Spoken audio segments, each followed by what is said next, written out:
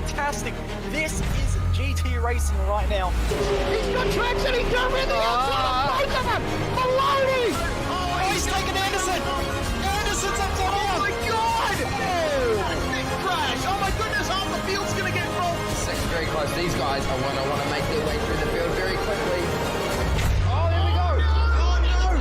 That's massive! This is it! This is over! I can't believe this! Oh my god! God, what?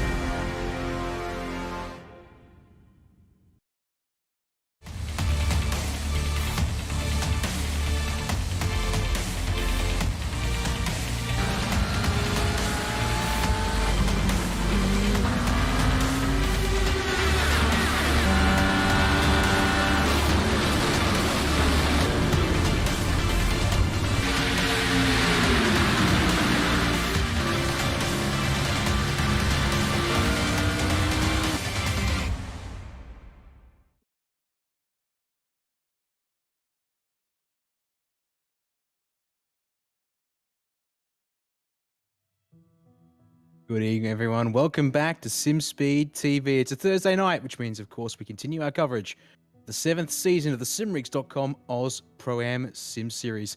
Round number 9 is our penultimate round for this season, and we head to one of the great venues for GT3 racing. Circuit de Spa-Francorchamps is our host tonight. My name is Daniel Yeaman, David Haynes alongside me in the commentary box, and Jay Kennedy on production. And well, David, as I said, final sprint round of the season, and of course that means it's getting to the crunch point for these guys here tonight. Pass 2, of course, up first as always, and then the Pro-Am later on tonight. 3 races in total across those 2 divisions to cover. We're going to have ourselves, I'm sure, plenty of action to talk about all the way through start to finish. Yeah, what a great track it is. Well known for its long-standing place on the calendar in Formula One, but also a long-standing home of sports car racing as well. A lot of history here at Spa for that, and you got some great corners in GT machines. It's pretty much almost, but kind of not, but mostly flat up over Radion. So a very committed corner there, very spectacular, but then it leads onto a big straight, the Kemmel Straight, where we see slipstreaming and a great passing opportunity at the end into Lacombe. Then you've also got other corners that really, to test the limits, dancing on the grip like Kuon. You throw the car in very quickly there, typically in 4th gear, and then it's long, high speed, high loaded through there. That is very true indeed. And of course, this track playing host to 24-hour race for GT3 machines just this past weekend. So it's just been doing its thing in real life. And we're here tonight to somewhat replicate it, although we won't be using the full endurance pits, which is what they would have used on the weekend. Pass 2 coming up first in a couple minutes' time, David. So here's the championship standings for these guys. And, well, thanks to the drop rounds that are in play here, I believe it's 3 total, including 1 wildcard. Well, they joined the season a little bit late, but Matthew Bowler and Sebastian Flock have walked away as a result of those drop rounds and currently sit out front pretty comfortably between the 2 of them. Simon Zomo also late to the series, currently sitting there in 3rd place, but he's got Matt Keane not too far behind there for 4th. Yeah, indeed. Got Brady Buchanan, Jeffrey Wang, Liam Caplice, Harry Lawrence. Thomas Leprake was just talking about he's got himself some new pedals this week, so keep an eye there. He's 1 point ahead of Jordan Ferguson in the 10th spot. That's a good point to make there indeed. There's plenty of close battles in this top 10 for the most part, but it's really coming down to a battle between Bowler and Flock as to who's going to walk away with the Pass 2 title here in season number 7. So let's cut to qualifying here, David.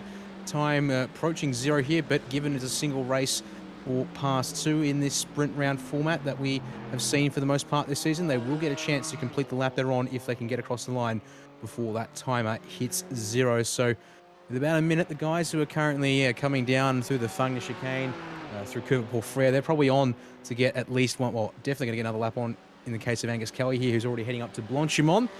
But he'll have about, I could say, 30 seconds to spare here as he brings it round Blanchimont there, flat out in these cars in their current configuration on the iRacing platform, and especially when you're not in the tow of anyone, you're not having to worry about extra speed or loss of downforce up through the bus stop chicane as he gets that car through there quite nicely indeed. Currently sitting in P6, looking to improve on a 2:18.05. Unfortunately, not going to improve that time around, David, but he will get a chance to go again. As there you go. How about that? Pole position for Matthew Bowler currently, but throws away one last chance to put a lap up at the top Sebastian of the board. Flock shoots up to second place, and he's got one more flying lap if he can chuck it together. He had a couple purple and green sectors there on the one that he just completed, sent him up to second. Look at the clock though, and a whole heap of cars crossing the line that are just going to get one more lap. Daniel Boyd might be one of the first to miss out in He will. number 19 here. He does indeed. He's the first man across the line. 2:20.593. Unfortunately, an invalid lap and not an improvement on his best. So Stuart Brown in the 981 Porsche is the last car across the line. But let's keep your eyes on these drivers as they come to finish their final runs. The first one, the next one I should say, across the line will be Patrick Panton here in the number 36 iLEC Mercedes AMG, looking to improve on a 2:18.7. Unfortunately for Panton, he does not improve, and actually a bit slow there. I think he knew that when he got into the bus stop chicane with the tail trying to overtake the nose. And, well, not the first time a car that says STM on the sides called it quits just a minute early. Well, Angus Kelly not able to improve on that lap. That means Hayden Veld, currently P6, is the next man circulating out on track as they head down to Puon. And just in behind Veld is the number 18 of Tyson Hanmer for Auto Serve Racing. Looking to improve on... Where are you, Tyson? Good sir. No time yet. So there we go. Pushing the limits here tonight is Tyson. Has actually done 2 laps already in the session, David, but not able to put one on the board yet. So one final chance here for the number 18 Ferrari. What can Tyson do here as he brings it down through the Fung chicane, and then final 2 corners here before the run up to Blanchard. Yeah, a couple places around here, the track limits can be a little bit brutal. The exit here is one of them. You've got to not stray too far out wide there. Same is true, of course, at Blanchard border and Crew and other places. So if you're pushing 10/10ths, very easy to throw away a qualifying lap here. Through Blanchard. All good, and it's one big braking zone. Bit of elevation change between the apexes here to try to chuck you a little loose. It's tidy though, David, through the last couple of turns. Hayden Veld directly ahead abandons the run. So to the line comes Hammer in the 18 Ferrari. 2:17.669 is a good lap and jumps him all the way up from the back of the field to P6 with that run in the dying seconds. Paul Longworth crosses the line behind him, but unfortunately for Paul, that was not an improvement, and that will Purple final conclude... sector for Hanmer though, so he was the fastest through Blanchard Indeed. and the brakes and the bus stop there. That is a place you can overtake in the race, so maybe keep an eye out for the Ferrari in that final sector. That is a very good point to make there, indeed. So here's how things stand as we get ready to go racing in past 2:25 minutes will be on the clock for these guys, and this is how they'll line up for the start of the race. Matthew Bowler takes another pole position here in pass 2, but once again Sebastian Flock closely matching him there, both in Mercedes AMGs for this series, and showing that they're very much well matched when it comes to lap time around here, and they're a comfortable 4/10 clear of Jeffrey Wang in P3, one of the veterans of the series there in the 26 Ferraris. Got Brady Buchanan, early championship contender, alongside him in the number 16 Lamborghini Huracan. GT3 Gustavo Cirillo will start at a P5, another Ferrari to go along with Wang in the 26, but also Tyson Hanmer alongside him in the number 18 machine, making it actually the most popular car in the top 6, as it turns out tonight. P7 goes to Hayden Velden, the 53 Synergy Sim Racing BMW, the first of the BMWs on the grid tonight, with Matt Keane alongside him for the number 38 STM Mercedes. And then it's Angus Kelly in the 95 BMW, Patrick Panton alongside him in the 36 Mercedes. Stuart Brown, 981, is in a Porsche tonight, I did notice there at the end of qualifying. And it's Thomas Leprake to round at the top 12, who's also, I believe, made a car change into the Mercedes in that 113 machine. Then the rest of your field here.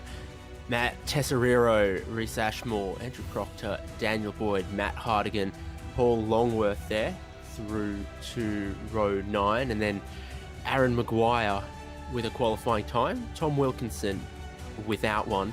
Will be a rolling start. The field are getting ready just before Blanchard. And the track temperature, I think, is pretty reasonable, about where we'd expect. It was 35-ish for qualifying, looking like 33 for the start of the race. So that's not enough to, scare you or give you too much tyre wear, but it's also not lap record breaking weather. So I think that's pretty good. Yeah, things, of course, here, a bit of a mixed bag tonight. He passed 2, no balance of performance, which we'll have to talk about later on, I do think. But yeah, certainly not the greatest conditions, but actually not too unfamiliar to these guys, you would think. We saw similar conditions in the iRacing Spa-Francorchamps only a couple of weeks ago, at least temperature-wise, so this shouldn't be too out of touch. So I'm expecting maybe to see, well, we saw 2:16s in qualifying. We should see that pace once again at some point during the race, if not better, of course, due to the way the fuel and track will change and evolve over the course of this one. So they're rolling now down to the bus stop, and going to be a nice short run here. Make sure we get everyone formed up nice and tidy here, because we're going to get the green flag out of the chicane in a moment here, David. Get ready for this race to get underway. Past 2, penultimate round of the season. They get the green flag as they come out of the bus stop chicane, and we are away here. 25 minutes on the clock, and already Matt Bowler taking control of the race lead, but Jeffrey Wang looking to the inside of Sebastian Flock, and Brady Buchanan looking for the outside, 2 by 2 into the first corner at the source, and then we've got 3 wide on the exit further on back. Yeah, absolutely. A really congested braking zone there into the source. Very, very sharp and tight at the apex. And then really can only go single file. Machine, he's still going at least, so maybe just a bit of chit-chat between these guys at the moment as they make their way up out of Radion and onto the Camel Straight for the first time. And got plenty of action here as Flox looking to the inside of Bowler. At the same time having to defend from Jeffrey Wang as Gustavo Cirillo and Hayden Velde side by side on the entry to Lecom, fighting over 5th place. It looks like Velde has made his way through up the inside now for Malmedy. Indeed, he's already clear of Cirillo, who's coming under pressure from Tyson Hammer down into Rivage for the first time. They're up on the inside of the number 18 machine. Cirillo trying to hang it around the outside of the 13 Ferrari, David, but Hammer gets that job done, moves his way across in front, single file as they make their way through No Name for the first time. Massive straight line speed from the Ferraris. It's true of Wang and Hammer and others here, that they just really, really quick along the Camel Straight. They'll also be quick through Blanchimont, and that in racing conditions is great. They didn't quite have all the grip in these other places for qualifying. Board with Hammer once again. He's been passed up the inside by Cirillo for the first part of the fun. Yes, chicane, but he sticks it around the outside for the right-hand turn, gets the apex for the left-hander, and takes that spot back. Meanwhile, trouble for Matt Tesoriero in the number 25 Porsche back at Pouon. Sees him, unfortunately, in a world of his own at the back of the field as they streak out of Curva Paul Frere and up towards Blanchimont for the first time. Let's watch that draft train in effect once again, and unfortunately for Tyson Hammer, he's the lead of that group from 6th on back. The top 5 have broken away, and they're making their way from Blanchimont to the bus stop now as this next group comes on through. And to the steady, no one's really pushing the limits nice and early here. Keep it all clean and tidy as Cirillo again under brakes here, David, but forced to the outside of the bus stop. Hammer goes in deep, but he's going to cut that one off before there's any option of an over-under there. That will back the field up as well. Matt Keane would like a move up the inside for the source. He's going to put wheels in the dirt to try and get up the inside. He's there now finally as we head to the corner, and he will make a move here on Cirillo. Gets that job done on the way through. Cirillo tries to hang around the outside of David, but no chance to get stay alongside. He'll have to line up for the run down the Camel, surely, or is he going to go for Eau Rouge? Surely you're better off trying to set it up. That's what Cirillo's going to look for, and Ferrari's got good speed. It's a bit up the hill. It just keeps pulling when they eventually get into 6th as well. And down the straight they come. Meanwhile, side by side up ahead, Hayden Velde and Brady Buchanan going at it now for P4. Velde's been on a charge here. He's up 3 spots from where he started this race, and gets another spot now in that BMW M4. This time on a Lamborghini. Now they'll try and close the gap down to Jeffrey Wang, who's sitting in 3rd. We jump on board with Buchanan into Rivage or Bruxelles. A couple of different names for the corners around Spa-Francorchamps, such as this one here. Cool, no name for the longest time, but that was a massive wobble on entry for Velde. Immediately puts himself middle track on the way down to Pouon to cover that one off, and Buchanan's not going to fight that one at this point, but, well, that was a massive ruffle of the feathers for the number 53 machine right there. Plenty of drivers have done that, just a little bit too much of that curb on the entry, high side the car, and you kiss it right as you're about to turn into the corner as well. It's not like you arrive straight on that side of the road and then just touch that curb. You're tracking aggressively back across towards it to open up No Name Corner, and you just get a little too much of it. Yeah, very easy, as you say there, to get that wrong, and you don't want to do that because that's one of your high-speed loaded corners that you need to be careful of. Looking further on down the field, Reese Ashmore currently trying to stay with Matt Hart again ahead in the 999 Porsche, but got Daniel Boyd behind him in one of the Mercedes AMGs, and well, that Ferrari looks good in the straight line, but watch this Mercedes in the slipstream of its own. They head up to Blanchimont here, David, and that Merc looked like it was closing menacingly, and then a little wide from Ashmore through Blanchimont itself. Doors open, but Boyd too far back, not going to send one up the inside here. At least not this early on in the race, it would seem. Ferrari struggles a little bit out of that slow corner though. The Mercedes so planted, easily looking to cut back down the inside for LaSource. That's what undid him just a little bit. Not the total speed, but Mercedes gets there very well. That's indeed a nice planted car, and no surprise, it's been one of the popular picks here in AusPass this season. Control for the Ferrari just lets the tail get more laterally out of shape before it kicks in than on some other cars. It does too. I would agree with that statement there. And the BMW a bit as well, given the amount of torque that both those cars, turbocharged power plants for those vehicles, have some of the highest torque outputs on the service, or at least when you go by the quoted numbers that are provided by iRacing and all the manufacturers. On board with Gustavo Cirillo, but we should check in with Thomas Leprake and Angus Kelly. They're side by side on the exit of Malmedy. Leprake's actually going to get his nose ahead. They're going to be three wide almost here. There's Stuart Brown in the 981 Porsche there, thinking about the way up the inside as Leprake disappears off our screen for a second there, but he is still there on the inside of No Name Kelly, still trying to hold him off here, David, just giving Stuart Brown all these ideas about where he can go. He looks for the inside of Puonas. Oh, Leprake is continuing to blink in and out here. This could be chaos if someone makes a move where they think there's no car and a car appears at the last second. Brown runs it off the track, and right behind him's Andrew Proctor as well, still side by side in front here. And the great run that Brown's got, he can't go anywhere if they're stuck and parked too wide in front of him.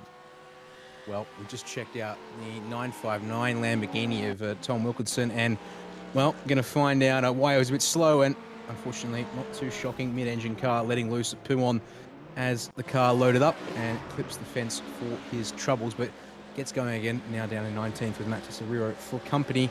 Well off the back of the queue. Back to live pitches, though, because the break is through now on Angus Kelly.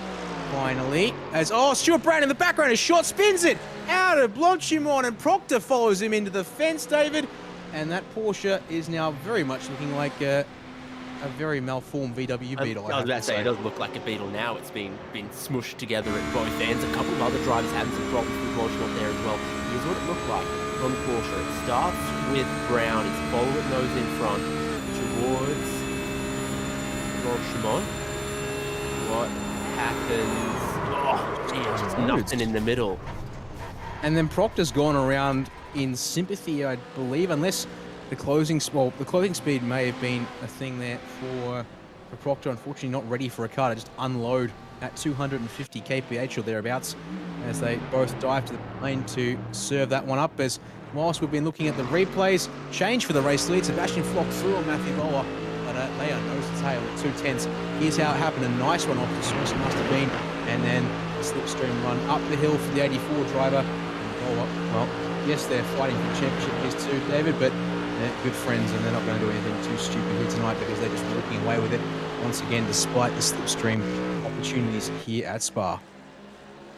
Well, I think that's what's going on here as well. How powerful the slipstream is in places on the Kemmel Straight, but then, you know, a lot of time spent in 5th and 6th gear around the rest of the lap, or even shorter sections like towards La Fagna here and the run towards Blanchimont, that everyone's still glued together. These top two not getting separated yet, and behind them, Wang, Bell, Buchanan, all three are stuck together likewise. So there's lots of little groups happening. Yes, it is. Black flag for the 380 of Andrew Proctor, unfortunately entangled in the spin with Stuart Brown. and looks to have unfortunately made a mistake on the way in or the way out of the pit lane. And well, actually more to it, it's almost certainly on the way out. Unfortunately, gets off the limiter too early or somehow pushed it a bit too wide on pit exit there. So he will have to cycle his way back down the lane again as we keep our eyes on this fight for P6, I should say. Matt Keane ahead in the BMW or Mercedes AMG as once again Gustavo Cirillo trying to get past Tyson Hannemer. The door was open on the outside, and actually Hannemer's going to come to the pit lane a little early here on lap 4. He's following Jeffrey Wang into the pits as well, another one of the Ferraris. So potentially an indication there at the fuel economy and how it could play out tonight there as Angus Kelly follows them both in from what is now P11. As look at this battle pack here though in the meantime. Daniel Boyd, Rhys Ashmore, Matt Hardigan and Aaron Maguire all going at it into La Source, and that's Hardigan up the inside of pardon me, that was Hardigan up the inside of Ashmore. Not able to get it done though. He'll have, of course, the Camel Straight to try again, but that Porsche not necessarily known for being the greatest in a straight line despite the slipstream. Yeah, another interesting little thing to note about the pit lane here is we're on the Grand Prix layout, so the pit lane speed limit's 80 k's an hour, but on the endurance layout, it's still 60. So different speed limits on different configurations here. That does make that pit exit hairpin a little challenging at 80. This gives you the option to try and push the limits a bit more. You're not wrong there, as well, despite my misgivings about the slipstream for Hardigan in that Porsche, made a good work of it, just not quite close enough to pass Rhys Ashmore at Le Combe. Almost unsettling through Melbourne, but they stay as they are down the hill through Rivage here on their 5th lap of the race. And it brings the second of those Porsches, Aaron Maguire in the 421, back into the equation as well. So it's a 4-car fight there, or P9. Gap there at the front of the field has actually stretched a bit. So maybe Matt Bowler here playing a bit of the economy game, trying to undercut a little bit on fuel.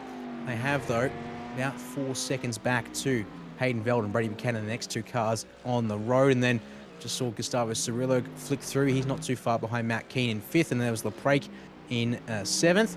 And Patrick Panton next across the road in 8th. And then this battle group here of 9th through to 12th come across screen. Paul Longworth not too far back behind, though. He might be looking to get on the bumper of these guys in the not too distant future, I would dare suggest. Everyone all around 12-second pit stops or so, just taking on, that's a little over a quarter of a tank, close to a third of a tank to get him through, and many more drivers now. Oh, another Porsche around! Minutes. Yeah, Maguire in the 421, the second Porsche to unload in behind another car through Blanchimont, and well, I get the feeling we're starting to see a pattern here. Porsches in particular losing the rear end, tucked up behind another car, which loses. Let's watch it here on the replay from David. Well, I mean, this screams a bit of a pattern. Once is an unfortunate accident, twice is maybe a coincidence, but well, we're not also at twice, but maybe at 3 times a pattern, because you watch that, no indication until the rear end's coming around faster than the front, and yeah, up behind another car there. It seems to be doing that car no favours. And Sebastian Flock, what have you done? Being held extra time in the pit lane, might have been caught speeding on the way in or something, but a big lap here means it's very, very tough bordering on impossible to save an extra lap. Everyone at half the field in the pit lane that time. Jeffrey Wang's had a lightning stop. Bowler 2 seconds more on the fuel than we might have thought. Jeffrey Wang on the exit, on his outlap, taking this away. Bowler on the outlap. Oh, the two of them make contact and miss Lacombe entirely. Bowler in way too deep. They're trying to force the issue up the inside. They're serving monumental slowdown penalties, and I think he's also trying to redress the spot. But no, Jeffrey Wang, the victim of that one there, has to serve an even bigger slowdown. Hayden Veld up the inside now at Rivage is going to try and go for the race lead, but Bowler's going to stick it in there and try and hang on to it through No Name. So it's top 4, not who we thought it would be. Sebastian Falk to come out of the pit lane, but yeah, 20 seconds longer stationary in the pits. Oh, sorry, not 20 seconds stationary. 20 seconds longer transit time for him has dropped him back to P11. And unfortunately, we don't know for certain. According to my timing, he was stationary for exactly the same time as the majority of people around him. 13 seconds in the box, but something seriously wrong there. And unfortunately, I wish I knew for certain what had happened there, because I don't quite know. Really, really bizarre one. I've got the same stop time, but the transit time, it's like he missed the box massively and had to reverse or something. Goodness only knows. Slow Porsche there, but we've got a four-way fight for the lead right here. Bowler back to the lead. Veld snuck through in a second. Buchanan snuck through in a third, and poor Jeffrey Wang got escorted off the circuit from the lead of the race. Finds himself back in fourth here. We've got 4 manufacturers for our top 4, and I've said it, I think that Ferrari looks strong in the slipstream down the Kemmel Straight and also through Blanchimont in the final sector. Yeah, watch out for Jeffrey Wang has also been a solid competitor. Well, you know the one person who did overshoot their pit box? It was Matthew Bowler, actually. Flock's entry to the lane looked completely calm and ordinary and pulled it up on his marks quite nicely, but Bowler overshot his box by a fraction, had to back it up, and that would have cost him about a second or so, and that seems to have done it for him, and that's how he's come out, well, I think partly why he's come out with this group, well, came out with Wang, and now the fight last lap has done this, and well, it was a good one for the source we just saw there as they make their way up the hill down the Kemmel Straight. Buchanan to the inside will defend this here. Clever move from Wang though to take Wang, the outside, look at this. but then he gets the slipstream off the leaders and he'll try to go by the outside, and he will. Clever move to go around the outside in a pack like this. Yeah, it is indeed. Buchanan not looking to fight that one too hard. I think he'll take the option to slot back in line there and keep the rhythm up, but a little wobble there through Malmedy for the number 16 Lamborghini. That sets him back a little bit there. He wasn't looking for that as they come around the corner, and Ravage there, I should say, and well, now has to gather it back up again. It's another Lamborghini having a moment, although last one we saw was Wilkinson down at Puon. Got different circumstances to the run out of Malmedy there, I should say. But well, yeah, looks like status quo being re-established here at the front. Matt Bowler looking to try and drive away here, but gap is still under a second, so if Veld can stick somewhat close, he'll get the run, will get pulled back in along here up towards Blanchimont and the bus stop once again. But that Ferrari, as you said, looming close in the mirrors, and if Jeffrey Wang keeps his head on some cool head on his shoulders, I should say, and keeps that car in line, and well, watch that relative now tick away piece by piece here to Hayden. And this is one of the parts where I think the Ferrari is strong, that run through there, and then also on the brakes into the slow section here. Concertina effect in good effect, but you can still see on the exit here the Ferrari looks a bit better than the BMW getting Kaylee. That was going from about, what was that, about 5.5 tenths down to inside 4 tenths, so good gains for the driver of number 26. Source once again very shallow, well, a very tight entry, I should say, there for the Ferrari. Doesn't look to have paid off with the initial acceleration, David, but, well, Veld is barely hanging on to the slipstream from Bowler here inside 8 tenths. He is closing, though, as they make their way up the hill through Eau Rouge and Radillon and onto the Kemmel, and that gap down to 6 tenths now between P1 and P2, but here comes that Ferrari once again on the rear bumper, closing down the gap to absolute nothing. Pulls out nice and early alongside now under brakes, but can't commit. Veld's actually going to swoop around and hang on the outside there and take the line back through Lecombe and Malmedy here. I'd try to be careful to not let Bowler get away here, because Veld was still closing 5 kilometers an hour on the lead down the straight there with the slipstream on the Mercedes. And then Wang was, of course, with a quick car in a straight line, with a double toe, looking at trying to get second, but just wasn't close enough to do it as cleanly as he wanted to. This sector here, I think, is where the Merc looks a bit stronger than the two pursuing cars, though, is through the quicker corners, pretty planted, a bit more committed than the BMW. The rear's washing out a little bit. Yes, indeed. And, well, we'll check back in with your lead group because, well, while that racing's been happening, there is a little bit more racing happening further on down the group here. And one of the pairings that are out on track, Angus Kelly and Tyson Hanma, going at it currently for 8th place on the track. Unfortunately, Hanma's had a bit of a rough mid-phase whilst we've been looking up towards the front of the field, David. He was fighting with Gustavo Cirillo, but something about the pit cycle for him and in the past couple of laps has not paid off at all, and he now is back in 9th, and having to try and work his way through, and he's lost a lot of time. Cirillo and Raffaele are the two guys closest on track to where he was fighting earlier, but going to go up the inside here at Blanchimont. Kelly fights. They both die through Blanchimont. Hanma's car, oh lordy, snaps loose and barrel rolls itself on to its lid. That's going nowhere without a tow truck now. Side by side through Blanchimont. So daring. Really works out. You need another look at it from on high or something. Got a great run out of Campus Stavolo section. Looking to the inside here.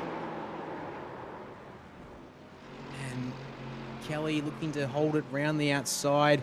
They make contact, which causes Kelly's car to snap, and then, well, from that particular angle, it just looks like the Ferrari spontaneously says it's time for me to let go. A little nudge there, and then, oh, the contact has unsettled both cars. Hanma almost held it for a second there, but it violently let go afterwards and ends up on his lid. Having to tow back to pit lane and a mechanical black flag to clear as well once that virtual tow completes. But unfortunately for Hanma, that will see him well down the order there. And, well, that's all been happening. We're finally into the final 5 minutes of the race, and, well, things heating up here for P4. Brady Buchanan unable to stay with the top three, David, but Matthew Keane, that Mercedes AMG, looking strong in his hands, relatively speaking at the moment. Inside 1 second, got plenty of opportunities as that was wide through Pouon there for Buchanan. That's very wide through Pouon there on the exit. That's going to be giving him some ideas, I'm sure, if he can hook this up and keep his pace up as well. And, well, behind them, you've got Cirillo and the Prake going at it, the next two cars in the road. And then we've got this fight here. Sebastian Flock has joined the fight with Angus Kelly and, well, doesn't need too many free invitations to have him move up the inside. Does Flock in the 84 machine. Gets that job done through the Fangnia chicane without too much fuss right there. Bowler's finally gone and broken the toe to Hayden Veld here. Does that mean it's going to be a battle for second and third potentially between Veld and Wang, and Bowler in the Mercedes might just get away? I think without the slipstream, Veld is going to look a lot more vulnerable on the Kemmel straight. Yes, we'll see how things play out there in that respect, as we've got only, well, 2 laps to go here for your leading group, so only 2 more chances to see how that slipstream plays out here. And I'm curious to see here, block up to P8. Angus Kelly slipping back a fair bit, it seems. Maybe some lingering damage on that BMW, thanks to the incident with Hanma, unfortunately, but hanging on for now is one of the drivers who had a bit of a wobble earlier on, Tom Wilkinson, now up the inside of Stuart Brown, who's also looking to try and recover from his own major shunt at Blanchimont. And off the corner there, initial drive in favour of Wilkinson, but I expect that Porsche to get a chance to make a run here at the end of the Kemmel, as the next 2 guys up the road are about 2 seconds ahead, so not going to be giving much, well, not giving any meaningful tow to the Lamborghini of Wilkinson. Check back in with your top 3 here for a second. It's a bit calmed down for now, and Matt Bowler hangs onto the double side by side there into Lacombe as Wilkinson tries to fend off Stuart Brown, and actually does pinch a little bit there on the apex. A little bit of a netcode bump through the mid part of Lacombe there for good measure. It's aggressive, but clean driving there for all round there. And Wilkinson holds on to the spot as they come through Melbourne and down to Rivage. 10 laps, or 10th lap on the board here currently for this field, and they're going to make it 11 laps once they wrap things up here in the last couple of turns.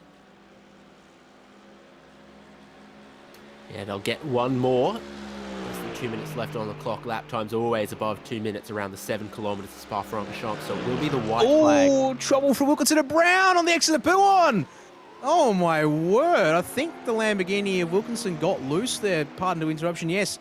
Just looking back at it real quickly for myself, yep. Big snap for the Lamborghini of Wilkinson. He holds on the right side of the track, but Brown's just washed out into him on the exit there, and then there was a bit of bump back and forth as they tried to gather it up.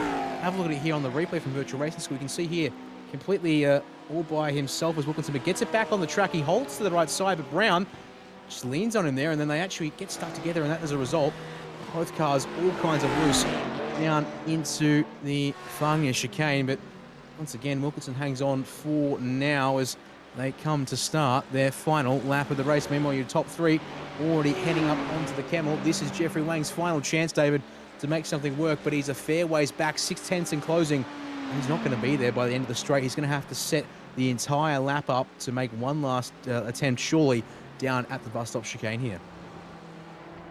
Yeah, as far as the straight line braking, the Ferraris looked pretty good. It's the curved braking zone and the trail braking to the medium speed apexes that maybe can struggle a little bit. It's all right through Rivage there, gap down to 4/10 at the moment, almost up to half a second or so.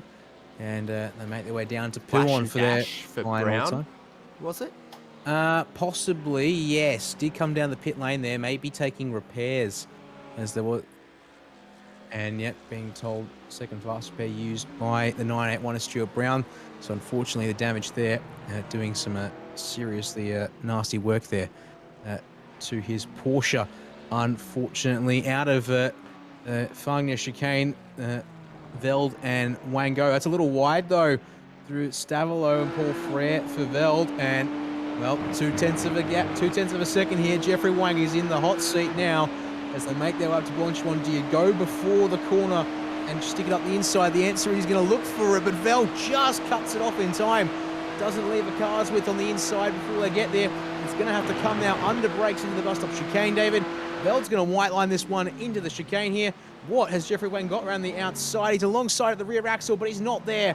He'll have to try and do the over-under, but Veld parks it up on the apex beautifully. Meanwhile, ahead of the pair of them, Matthew Bowler makes it another race win in pass 2. Veld hangs on to P2, and Brady Buchanan likewise will hang on to P4 ahead of Matthew Keane. Cirillo and the Prake finish as they've been for the past little while, but they're nice and close there across the line. Sebastian Flock recovers to 8th place in the number 84 Mercedes. That will help his championship fight a little bit, but still it'll be advantage Bowler into the final round next week. Meanwhile, final battle pack on track. Matt Hardigan, Paul Longworth, their turn into the bus stop chicane here, David. Hardigan on the inside line, but I think he's got this one covered off.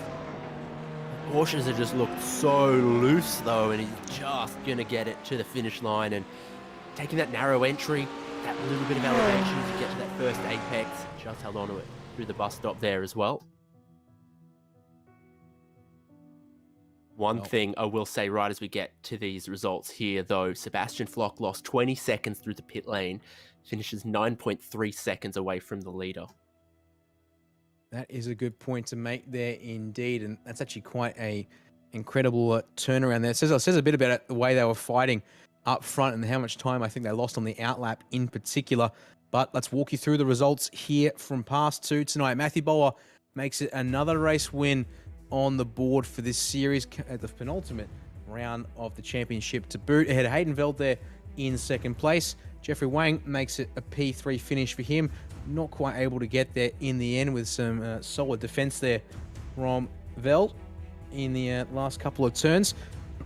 Pardon me, Brady Buchanan hangs on to P4 ahead of Matthew Keane in 5th, and then we look back at Gustavo Cirillo and Thomas Leprake in 6th and 7th. Sebastian Flock, as I said, recovering strongly there to 8th place, does actually finish exactly 19 seconds off the race leaders, which matches up with his pit delta time of 20 seconds there or thereabouts. Makes a little bit of inroad there in that one. Angus Kelly in 9th place, a further 5 seconds back there in that position in P9. Patrick Panton, 25.8 seconds back. Will round out your top 10 tonight. Great racing through the rest of the field, though. That slipstream around Spa-Francorchamps, keeping drivers in touch with each other and forcing them to use their racecraft. Reese Ashmore in 11th ahead of Hardigan and Longworth, who fought to the end. Tom Wilkinson just behind them. Difficulty holding on to his Lamborghini. Then Tesserero, Aaron Maguire and Stuart Brown make a trio of Porsches back here with Daniel Boyd and Andrew Proctor, the last cars on the lead lap. Tyson Hanmer finishing the race on his lid on the exit of Blanchimont. And the last two, well, I'm going to look at my own timing, apparently. No, that was them. That was everyone. Indeed. So that is your field for Pass 2 tonight. And, well, it means we now turn our attention to the Pro-Am, which will be, of course, our main event for this evening. Let's have a talk through the championship standings, David, before we get into the action for these guys tonight. And, well, Kobe Williams, the number 94 for Vendaval Sim Racing, currently sits on top of the Pro Championship in his BMW M4 GT3. Lachlan Capel, Series 6 champion, not too far behind there, but the delta is, well, the delta is over 200 points, which is going to be a bit of work to cut back, but there's still a lot of points up for grabs here tonight and next week in the season finale Enduro. His main pressure, though, is going to come from Jeff Connell there in P3. Yeah, we're super close in the pro class here, so every little DNF could be super important, and it's a big field too, so if you have a problem, it can drop you a lot of positions and a lot of points, with occasionally scraping more than 40 cars out on track. Pro class cars and the AM class cars together, it's a lot of traffic if you get out of position. Yeah, that will be an important thing to watch out for this evening. And, well, yep, looking pretty tight here in the AM Championship as well. Graham Smith just under 100 points ahead of Dylan O'Shea at this point in time. But look at the gaps further on back. Matthew Johnson's only got 4 points up on Sam Lehman for that final podium spot in the class after the racing at Monza last week. Richard Brookfield about 100 points clear of Aaron DeLuca, but then you've got DeLuca less than 50 points ahead of Dale Carpenter, who's only 10 points ahead of Daniel Cheney, who's only another 20 points clear there of Ben Jeffrey. So 6th through 9th in the AM division here of AusPass. Certainly looking like these guys could change things up a fair bit for us here, given the racing tonight and next week still to come. And another one of those tracks where you absolutely expect to see some of our AM class guys mixing it up for that overall podium as well, because you can be missing, that 3/10, 4/10 in outright one lap speed and absolutely make up for it with great strategy and just awareness in the pack racing around a circuit like this. Yes, that will be important to monitor, of course. We do have fuel tank restrictions here in AusPass. And also to consider is the balance of performance here in this series. Engine power adjustments to try and keep the fast guys a little bit closer to the pack. And, well, if there was any place you wanted to be doing some serious power nerfing, this is probably not the place you'd want it to be coming into effect. And that 1% power dip for the BMWs to 96.5 will certainly be hurting them a fair bit. Qualifying is just wrapping up here, and as a result, there is no BMWs or Mercedes anywhere near the front of the field tonight. This is going to be quite the interesting readout here, David, as we go to the grid for race 1 of the Pro-Am tonight. Yeah, always interesting when the race pace and the qualifying pace are a little different to each other. There are some cars not on top in the qualifying you might expect to see work their way through in the races. So Alan Holgerson has the pole position, just 7 thousandths of a second in his Ferrari ahead of the Audi of Joshua Fitt. Then just a 10th behind them, super close time still between Timothy Fabian, Christopher Henn and Brandon Levin in those Lamborghinis. Good qualifying times. Will the rear end traction hold on when we get to the longer races in this weather? And Tim Orty up there in 6th as well. So good qualifying for Ferraris and Lamborghinis. Lachlan Capel, first BMW up there with Matthew Johnson, Sam Lehman, Kobe Williams, Luke Fitt and Chu Kang for company at top 12 outright on the grid for race number 1. Indeed, over the page to 13th place, it's going to be Daniel Webster in the number 35 Porsche with Dylan O'Shea, the next of our AM class drivers, starting alongside him. And, well, I think another case of a driver who's going to be a bit out of place tonight based on the balance of performance there in that BMW. Adam Funzo out of P15. He's got Doug Carpenter alongside him for 16th. Nick Buxton has starting out of P17. He's got your AM Championship leader of Graham Smith all the way back here at 18th. The Merc, the most hurt car when it comes to engine power currently here in the Pro-Am. 19th place will be started by Nick Wood with Ben Jeffrey alongside in 20th, and Daniel Cheney out of 21st with Adam Jepson in 22nd. Hills and Booth in 23rd has got Richard Brookfield to round out top 24. Your final drivers on the grid, Phil Audie and Derek Audie rounding out, taking row 13. Ben Pollock out of 27th with Simon Dwyer in 28th. And then Nick Botchell, 29th and final car in the server, but did not set a time in qualifying. He is on the grid though, so we will have those 29 cars all racing here tonight as the field rolls away here in the under the formation, David. And well, yeah, that balance of performance flashing back up on screen there. The BMW down to 96.5% engine power. The Mercedes still at 95.5% engine power. Everything else here tonight has got the 100% of its power available. So let's watch to see how those BMWs and Mercedes cars go here tonight as they file on into the bus stop chicane and make sure not to cause any issues here and get the formation tightened back up before we get underway here. The green flag flies. 10-minute sprint race here in the Pro-Am is underway once again, and it's going to be busy here in the resource. It's going to get dark across some of these races as well. Already long shadows as the whole field compresses into the La Source hairpin. Plenty of room around the outside there.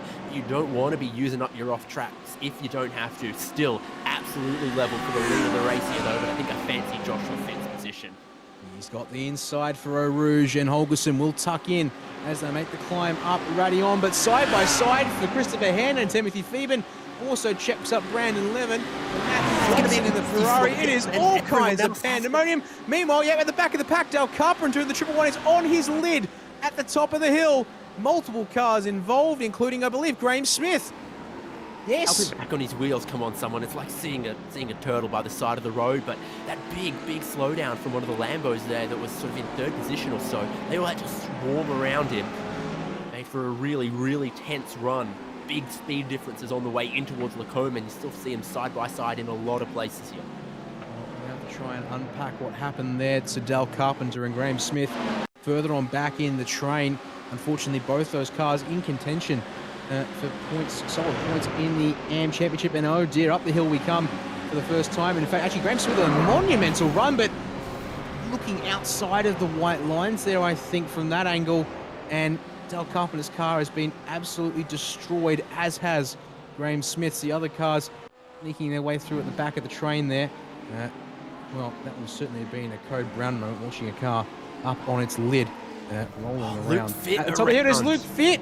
Indeed, the 151 Audi R8. Simrix.com DPR entry here this season. Unfortunately, he now drops to the back of the train. He's entangled with Christopher Hen in all of that one there as well. So multiple cars struggling here as a result. A spin for Fitt, which was already happening there. It's collected Adam Funso in the process. Let's try and get a read on what's happened here. So down into the Fungus chicane. And it's going to be up on the dirt there. Got helped around a little bit, I think. Yeah, clips Hen, clips Funslow. So two of the ILEC cars entangled through no fault of their own, unfortunately there. But lap one complete. Joshua Fitt up the front of the field in the sister but pro entry DPR Audi. Solid here, but Holgerson keeping him very honest in that Ferrari. And then the Audi's cousin, the Lamborghini Huracan, currently piloted by Timothy Phoeben, looking fairly solid there in P3 as they make their way through Eau Rouge Radion for the second time in the sprint race here. And look at this, up already alongside as we get to the start of the Kemmel Straight. Watch out for Phoeben, though, potentially to really close this gap up here under brakes at Lecombe. Holgerson to the race lead. Matthew Johnson fighting with Brandon Levin further on back. Keep an eye on that. In the background is shot there, and Johnson around the outside into Lecombe gets the job done quite nicely. Meanwhile, Webster looking to the inside there of Nick Buxton, but not able to make the pass stick through Lecombe that time by as the rest of the field files their way through in single file. And there's plenty of action up and down the field at this stage. Checking in here with Bill Audie there on the back of Ben Pollock in the number 86. Yeah, all sorts of different cars in play, and realistically, everyone inside of your top 11 still in play here as well, because 5 seconds to cover 11 cars, big drafting potential, still a chance for thrills and spills at some of the places we've seen catch drivers out. Blanchimont later on in these races as drivers get more desperate seems like one of the places as well. Yeah, they're getting very busy here. Also racing, of course, inverted top 10 will be the order of the day for this one here later on. Of course, that will set the grid for the 40-minute feature that we'll be getting to later on in this one tonight. That will be important for those guys who are thinking about the championship at this stage. Check back in with your leading group of cars, and well, no surprises, but your top 2 in the championship here in Pro Class in BMW's really struggling tonight. Lachlan Capel and Kobe Williams have only made up a handful of spots. Capel up 1, Kobe Williams up 3 places, but they are not making inroads on these guys ahead. As meanwhile, drivers fighting now over to some of the leading spots in AM Class. Shaw and Matthew Johnson here, Sam Lehman, Dylan O'Shea, Chu Kang, all here as they scrap into La Source. And careful there, Sam. You've got the engine advantage on that BMW. Just set the run up down the Camel Straight, you would think, but Chu Kang going to try and force the issue down the hill, side by side between the two of them as they approach Eau Rouge. And oh, Kang tried to force the nose. He's actually going to force a cut out of Sam Lehman as they come up and over Longchimon, and the slowdown penalty for Sam Lehman as a result of that fighting there. It's going to give Dylan O'Shea a free pass as they make their way up the hill. And how about that there? A Ferrari of Timothy Audi getting in between the two leading BMWs. And that's happened on the way down the straight there. Yeah, slightly lower straight line speeds from everyone than we saw in Pass 2 with that wind clipping on the power a little bit. Oh, Holgerson for the lead around. Contact between Phoeben and Fit as they check up to avoid that one there. But oh dear, Alan Holgerson had a bit of a margin to himself there through No Name, and unfortunately the car has unstuck itself and gone around. Replay thanks to Virtual Racing Score and just up and off the curve, David. And around he goes on the racing line, a bit of a rub and bump there, and thankfully the car slides back off the racing line as the rest of the field is making their way through. That curb, isn't it? You've either got to get to that curb early to straighten out and then turn in off it, or not touch it. It's that just clipping it as part of your arc towards turning in towards the apex of the corner that sees you come undone. And it brings the front of the field even closer together here, puts Joshua Fit to the lead of the race. Fabian and Johnson now up here. Johnson, AM-class runner, highest running Ferrari, which looks like a good car to have in this division. It certainly does. It's got full engine power like the cars around it at the front of this group for now. And well, Johnson runs wide on the first apex though, really compresses the whole field together. He does. Can't find a spare car length between first and seventh. It is true indeed. And well, I was saying the BMWs are struggling a fair bit, but I think Capel and Williams have now sort of settled into this group here, and they are vulnerable to being not so much vulnerable as to being overtaken, but they just don't have the power to make any moves. In fact, not a great run from Capel off of the source. Actually put him a long way off the back of the first 5 there as they streak up the hill with the full power complement. And I think actually, watch out here for Timothy Audi, looking further on at the back of the group here in the 53 machine. But we'll talk about Audi later. 3 wide down the Camel Straight here. AM-class driver Matt Johnson is going to go to the race lead here if Phoeben can't hang it around the outside of Lecombe. He's going to hang it around the outside though. Bit of hip and shoulder between the two, but it's going to be Johnson who leads on the Melody. And just when I thought that was going to be trouble for guys like Capel and Williams, they're having a real hard time in these BMWs. This whole thing checks up the top 4 and brings Capel and Co back into it. Schumacher Hacken and Zontas his way to the lead there, splitting it one way, splitting it the other, but now through the middle sector here, they're looking a lot quicker than him. More rotation from the Lamborghini, trying to get by in the middle sector, brings all of your leading 7 cars back to nose to tail. They'll have one more lap to go at the end of this one. They're racing in towards a bit of the darkness and the sunset as well. Yeah, that is a good point to make there indeed. It's currently 10 minutes after virtual 8 p.m. at Spa, and well, the sun sets in just over an hour in game time, and that means that we shouldn't get to sunset as a result, but it'll be getting pretty darn close indeed as that feature race carries on. So, well, if you want to take photos, guys, this is now probably the time to be doing it as we check in with the man who's actually sitting in P10 of all people. Alan Holgerson still actually back in that spot. and in a prime position to sit there and get himself another pole position for race 2 here in a couple minutes' time as the leading group streaks on down into the bus stop chicane. Brandon Levin up the inside of Joshua Fit, yes, but they don't sort out the difference as the top 2 are running away with this one as a result. On board with Fit in that number 59 Audi R8. But yeah, Johnson's just been given a free pass. He's now only got Timothy Thieben, who's really close enough to challenge us. Through La Source we go for the final time here in the first race for the Pro-Am. And well, look at them lining up behind these 2 guys fighting their way out of the first turn. Meanwhile, Activity Race League, who've now got one car close enough to fight down into Le Com. Watch out for Thieben with the toe to have a go here on the brakes. So Johnson's going to try to defend that inside. He does have good power. It's only a 2-way fight for the lead at the moment. They go side by side by side. Too many corners, though. There is a chance for those behind. Fit and Levin still trying to fight. That is letting the top 2 still yet get away. And someone spin. Williams had already spin. Oh my word, synchronized spinning, but also crucially for the championship there, that's going to enable Lachlan Capel to get several free spots out of this all here.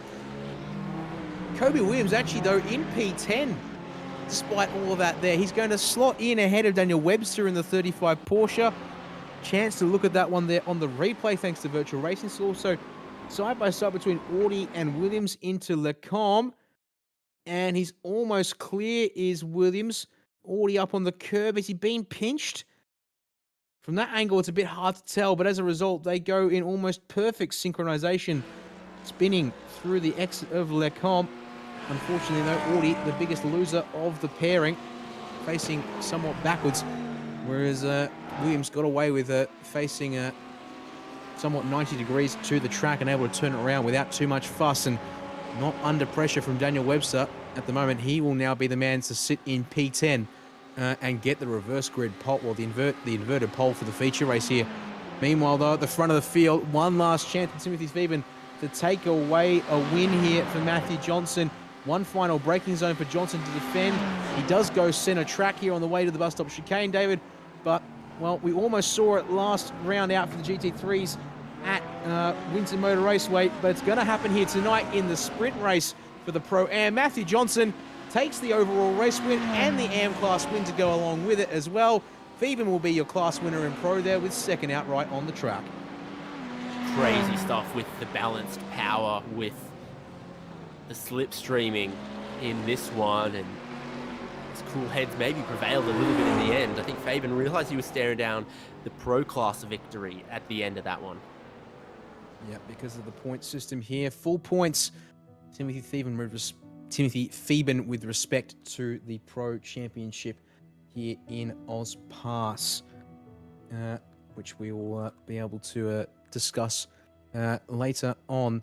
But let's have a talk through the results here from that first race. A very busy one there for the guys here in the Pro-Am. And yep, Matthew Johnson, the first man across the line there, and also the AM driver to do it here this time out at Spa. Half a second clear as Timothy Thieben across the line. Joshua Fit, having been leading this race at one point, slots back into P3, 1.7 seconds behind.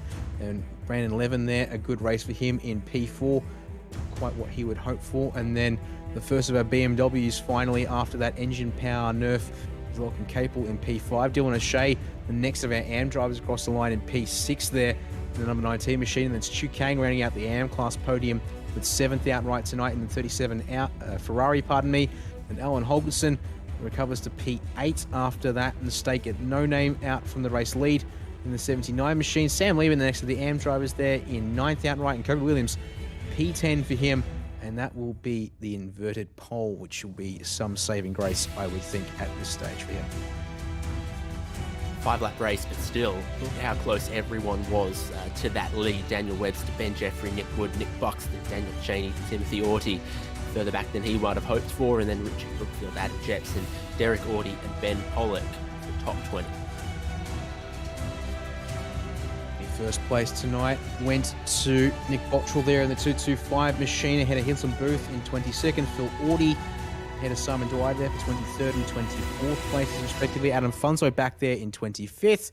And then the last couple of drivers there, Christopher Hann in 26th Unfortunately for him, unfortunately, the incident here that he unable to dodge sends him tumbling down the time charts. And Luke Fit down deep in 27th, and then Dale Carpenter and Graham Smith, the last cars at the back of the group there, unfortunately, several laps short. As we check out a slow motion replay from the incident between Kobe Williams and Timothy Audi here into Le Com. There's a little bit of overlap there, and looks a bit like Audi washing up off the curb a fraction. Williams comes down a bit as well, trying to pincer the car there to the bottom. And Williams having to recover that car and get it back on the track pretty promptly there. He does achieve that fairly prompt recovery, but does knock him a few places back, which will cost him a little bit in championship points. Although critically for him, I think he actually loses only... In fact, he doesn't lose much at all, David. He loses one spot to Alan Holgerson. Everyone else that passed him were in the AM class, which means that does not affect his championship standings all that much. Told you it'd be interesting with all those AM class runners up the front. I think the background of this shot, you're going to see, does Smith leave the track to try to get underneath Carpenter?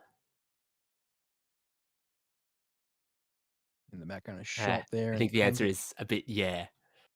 A little bit yeah. Contact, by the time I was double checking that one there, unfortunately, already happening between Smith and Carpenter, and then Carpenter's car has been turned into a bit of a Beyblade as it fires across the circuit. Destination fence on the left.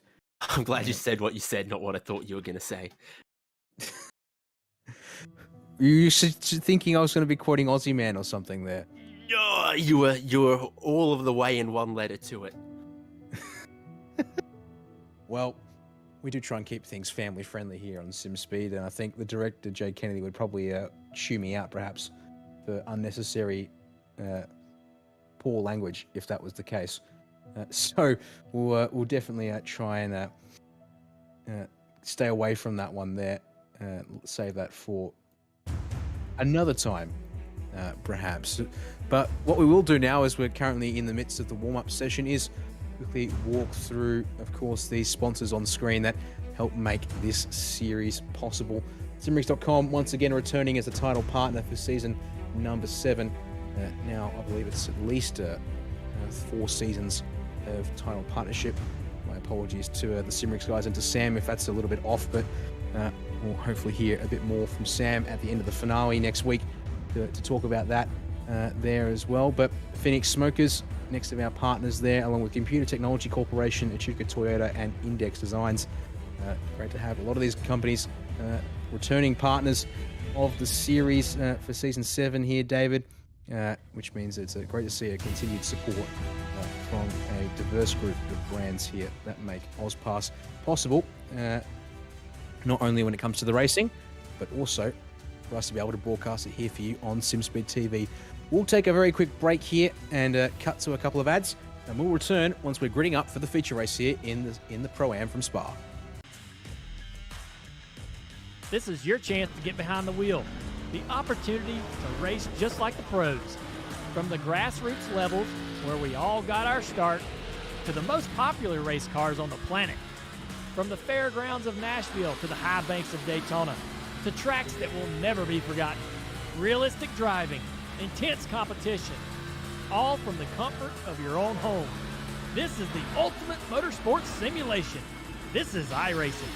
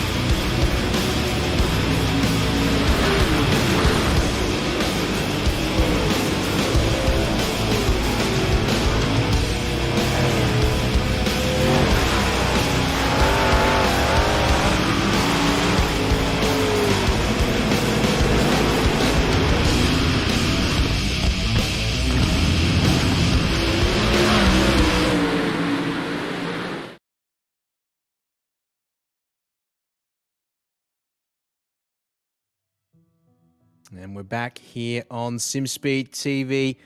Now time to walk you through the grid for the feature race of round number 9 for season number 7 of the simrigs.com AusPass Sim Series from Spa. And, well, David, once again, the inverted top 10 from the results of that opening heat race means it puts Kobe Williams on the pole position with Sam Lehman alongside him here tonight. It puts a BMW up towards the front of the field for the first time this evening.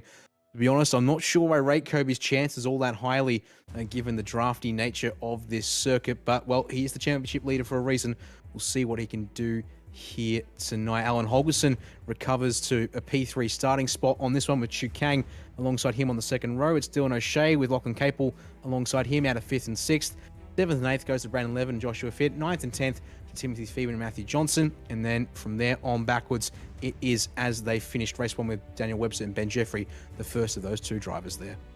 What's great in my spectator's chair is Dale Carpenter and Graham Smith are going to start together at the very back of the grid again, leaving a little bit more room to the pace car, but I think we've got our full complement of drivers once again for this longer race number 2, getting even darker out there.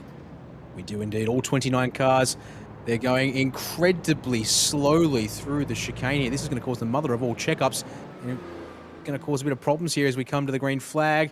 Need to be doing 80 kph as per the standing start rules. The green flag flies, and Kobe Williams, he's been given a free pass to take the line in turn 1 here. They're already 3, if not 4 wide on the run down into La Source. And oh my word, Levin up the inside is going to tag Holgerson at the apex of the corner. Matthew Johnson, your race 1 winner, is turned around as a result as well. Multiple cars involved in all of this. Ben Jeffrey's rolling backwards down the hill out of the corner, and he's just going to avoid being clipped. Oh my word, there we go. Oh, Rejoy nearly kills Matt Johnson as the rest of the field streaks their way up the hill through Rouge and Radio for the first time here. Not done yet. Look, Kobe Williams, Sam Lehman and Chu Kang, big gap between Oh, them big and death meanwhile in the back of the pack. line. Hilton Booth and Christopher Henn are gone. The rejoin might just kill Alan Holgerson. He survives by the skin of his teeth. Timothy Audie slow on the inside on the way up to Lecom. That's going to spin Timothy Phoeben. Contact between the 54 and the 888 machine. It's going off everywhere here tonight. Pardon me, 53 for Audie there. And wow, oh my. Kobe Williams is somehow still leading this race despite the engine nerf and being the lead of the train. That has been probably one of the messier starts we've seen this season in AusPass. And, well, Director Jack Kennedy said Spa always delivers something. And, well, I think, to be honest, that one there probably needs to be auto-filled with Spa has delivered a bit of a mess to get this one underway. Who would have thought 4 wide into the source wasn't going to work from the guys up front? That was just a little cheeky, a little ambitious. It was indeed, yeah. And I mean, I think it was Brandon Levin I saw in the number 99 Lamborghini going up the inside for that one there. But there was also a couple of cars looking to try and make gains around the outside of the circuit. So definitely a bit of a mixed bag. Unfortunately for Hilton Booth, he's the one car that's towed back to the pit lane after the chaos and calamity up the hill at the top of Radion.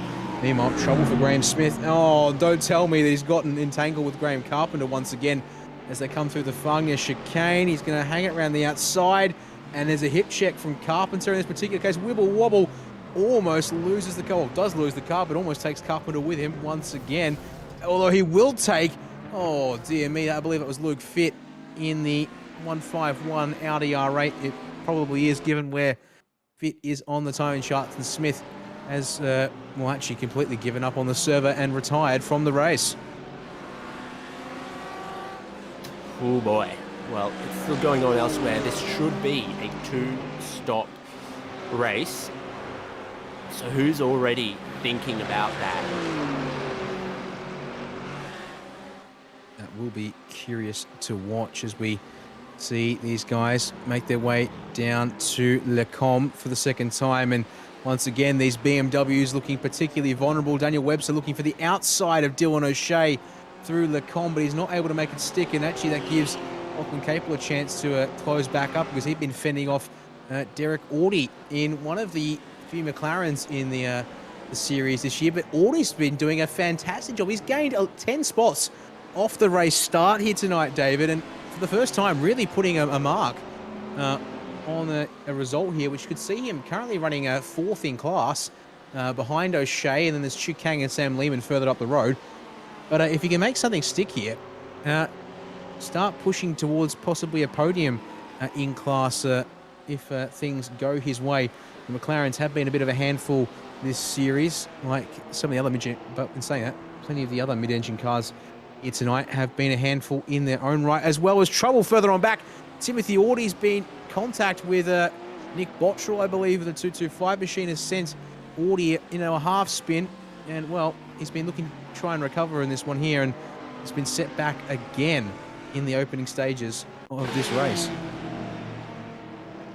Let's have a look then. Lafania, a bit of a pinch point at times. So coming out of Puron here, side by side. All good so far. Looking at that braking zone into Lafania. Ferrari's significantly ahead, but the Porsche pushes wide and is not on the inside curb and helps him around. Unfortunately there, as we go back to live pictures, and how's this scrapping for second in the race? It's Chu Kang actually currently in third, trying to fend off Joshua Fitt, who wants on through, because despite the engine deficit, Kobe Williams is walking away with this race. Currently a 2-second gap over Sam Lehman. So again, the skill and the skill difference there nullifying the engine power deficit that Williams is having to suffer through here. Although, let's have a look at this here on the straight, David. Watching that gap start getting absolutely chewed up by the Ferrari of Lehman with no tow whatsoever to help him here. Yeah, fastest recorded speed for Williams at front, 257. It's 262, 263, and 264 from Lehman, Chu Kang, and Josh Fitt behind. So the Ferraris are just a bit of slipstream help going on there, a bit quicker in the straight line.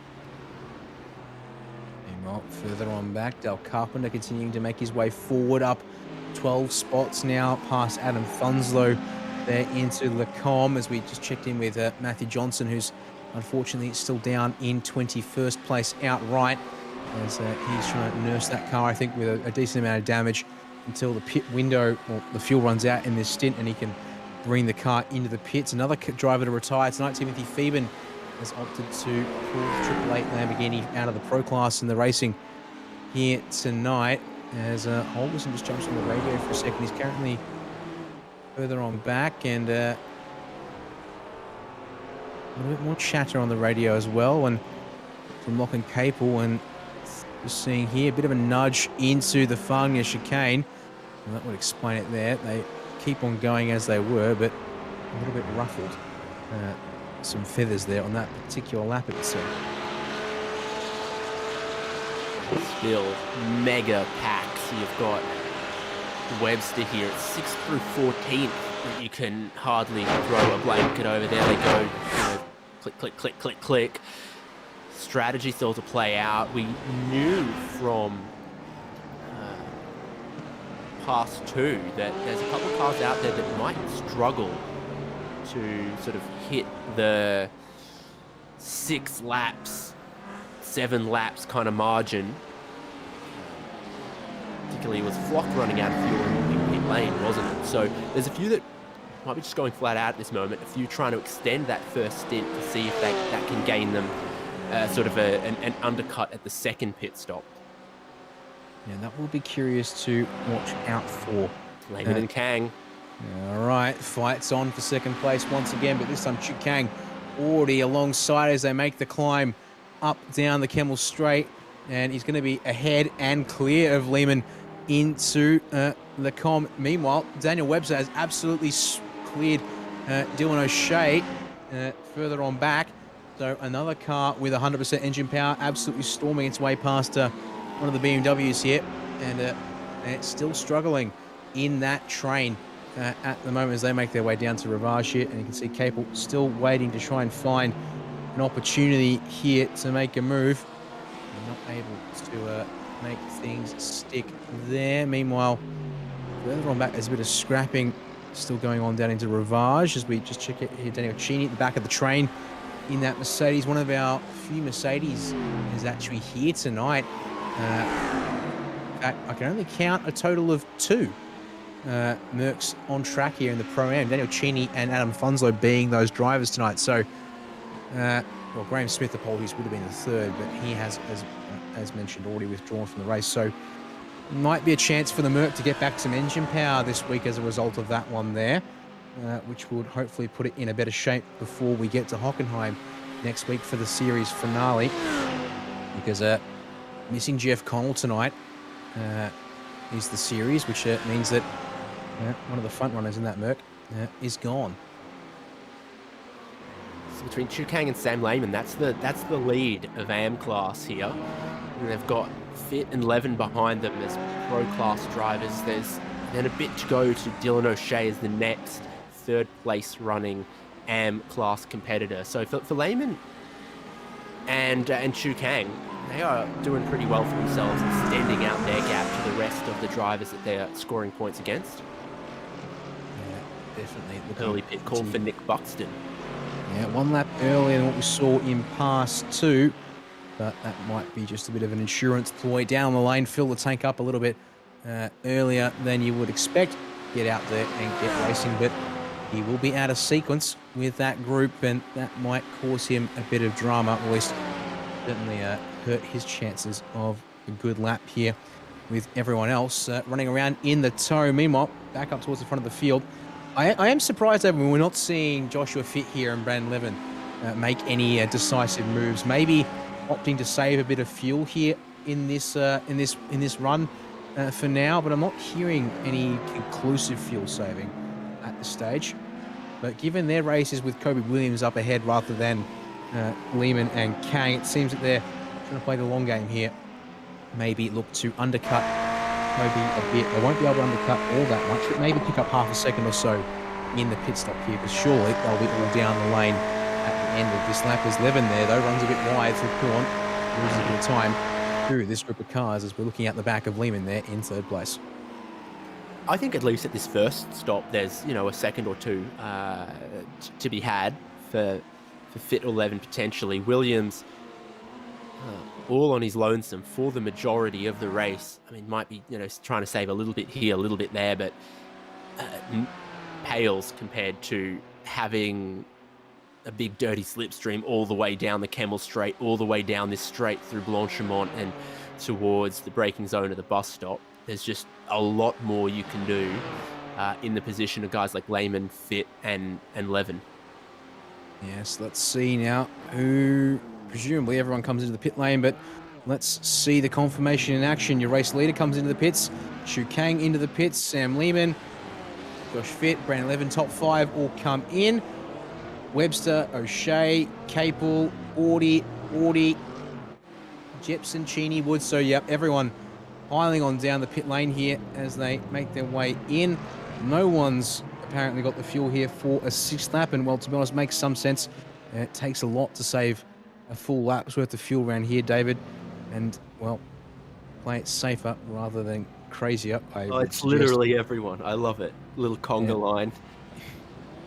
Well, let's see who's the first man off the lane. Well, Kobe Williams will be the first off the lane, but look at that there for a pit stop delta. Chu Kang is on the rear bumper once again, despite having very similar pit times, gains a 1.5 seconds with the transit. So a good job there from the driver of the 37, despite filling up for a similar amount of time, if my timing is to be believed here.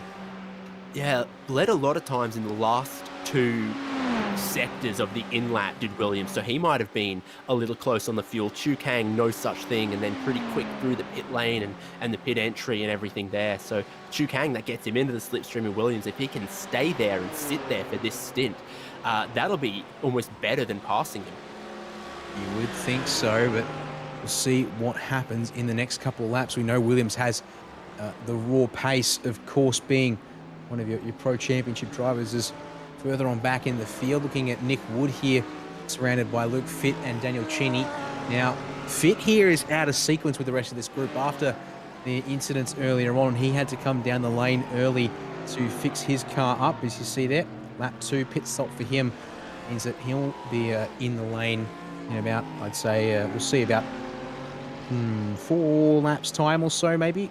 There's not quite sure what the full range of the tanks will be. Actually, No, that's a bit of a lie. I can always go look at the results of Pass 2, and I can tell you how much the cars should be able to do at least, because Pass 2 is a good indication of what the range is on the tanks, maybe plus a lap or two from there. Let me see if I can get that information up whilst we're here in the meantime. Shortest stops through all of that, Lachlan Capel was one of them, gained a little bit. Nick Buxton, likewise, pretty rapid one. So he's plus 5 spots in this race so far as Buxton. Looking at Derek Audie behind him, he's plus 9. Phil Audie in 11th is plus 12 as well. Very few McLarens, but there's one of them. 88. Oh dear, trouble. Nick Buxton in the 24 Ferrari has come unstuck at Blanchimont. He joins the club of Porsches. Unfortunately, getting into some drama, and well, a whole pack of cars are coming on by and would like to keep on racing and take his spot away. Let's have a look at what's happened to him, unfortunately, on the replay from the virtual racing score, but I think this will be on a tragic case of the slam dunk self-spin where the car just unloads mid-corner. In fact, look at that wobble left, spear right, destination tyre bundles. And that front end is definitely worrying me. Yes, I'm a bit disappointed you don't have faith in me to not accidentally slip up and quote those words. As well, back to live pitches we go, and this time round, Chu Kang is not one to be released. Staying with Kobe Williams' trouble for Joshua Fit at the end of Lecombe has dropped now out of the fighting pack that he was in there with Brandon Levin and Sam Lehman as well. At this point, on the tail of that group, what's happened here? So up the inside of Lehman, Gachi gets clear and just over-rotates too fast into the corner of the rear. Does not stop itself through the mid part of Lecombe. So that's an unfortunate mistake there, trying to seal the deal on Lehman in the AM Class 15 machine. But he now drops back in places on the timing tower. I've just seen Brandon Levin alongside actually Sam Lehman into the Farnham chicane. They go this time by. Levin actually gets around and shuts the door on the exit there. So that now makes Lehman a bit more vulnerable to Dylan O'Shea as the third place driver in AM here, David, who's still dragging Lachlan Capel around. But again, those BMWs here in this mid-pack are just making no inroads whatsoever. Yeah, not able to do a whole lot, but sit in place, it seems. And when Williams was clear, his lap times up front were very, very good. But now Chu Kang is in the slipstream with him. He's got no hope of shaking that Ferrari as well. Yeah, Chu was doing a very nice job indeed. Their first flying lap across the line here, 2:17.1 for Kang, plays a 2:17.3 for Kobe Williams, the race leader. So Ferrari is looking quite nice in his hands down the straights. Makes a bit of a wobble off the source to lose a couple of hundredths, but he'll get those back and then some as we check out the fight further on down the field here. This is looking at Adam Funzo trying to get past Ben Pollock. Looks out inside of the bus stop chicane. Can't get there. Switches across to the inside of La Source here, David. These two cars both have an engine power deficit. I'm just seeing Funzo tapping the brakes. He's going to set up for the run down the Kemmel Straight, but watch out because his teammate Richard Brookfield's coming. No, Brookfield rolls out of it. So now it's about whether Funzo has got himself in place. He's got more engine power deficit to the BMW, ahead by a 4 percentage point here. And watch out in the rearview mirrors because here come the 100% cars. Brookfield, his teammate, AM-Class entrant Timothy Audie in behind him, and Brookfield up the inside with the overspeed from the slipstream and the power. Will get through into 17th place as though Brookfield spins right in front of the group. Going on for just a couple cars in that part. Lehman and O'Shea and Capel having some problems there. Sam Lehman still keeping the BMWs behind, but dropping the guys up in front. Williams almost dropped Chu Kang as well. Good point to make there indeed. Once again, Kobe Williams' pace out on track being quite decisive here Right as I despite the say that, slipstream. Chicane closes back on in as trouble for Lachlan Capel here connection-wise. I think we're going to lose the number 18 machine here unless things turn around for him as he reappears on circuit, but it blinks out once again, and that's not a good sign for the man in P2 in the championship. Made some inroads in the last race, David, but he needs that connection to stabilize if he wants a chance to stay out there on track as Luke Fitt comes down the pit lane, having to take his second stop now. So 7 laps for him in that stint. Presumably from here, he fills up and makes it home with 20 minutes on the board. This is going to be close, though, for him. As meanwhile, though, we said Chu Kang was looking a ways back. He's gotten past Kobe Williams on the way down the Kemmel Straight. Must have been worrying about everything going on behind. And look at this here between the BMWs. Pushing each other along is Lachlan Capel and Dylan O'Shea, but Capel still blinking.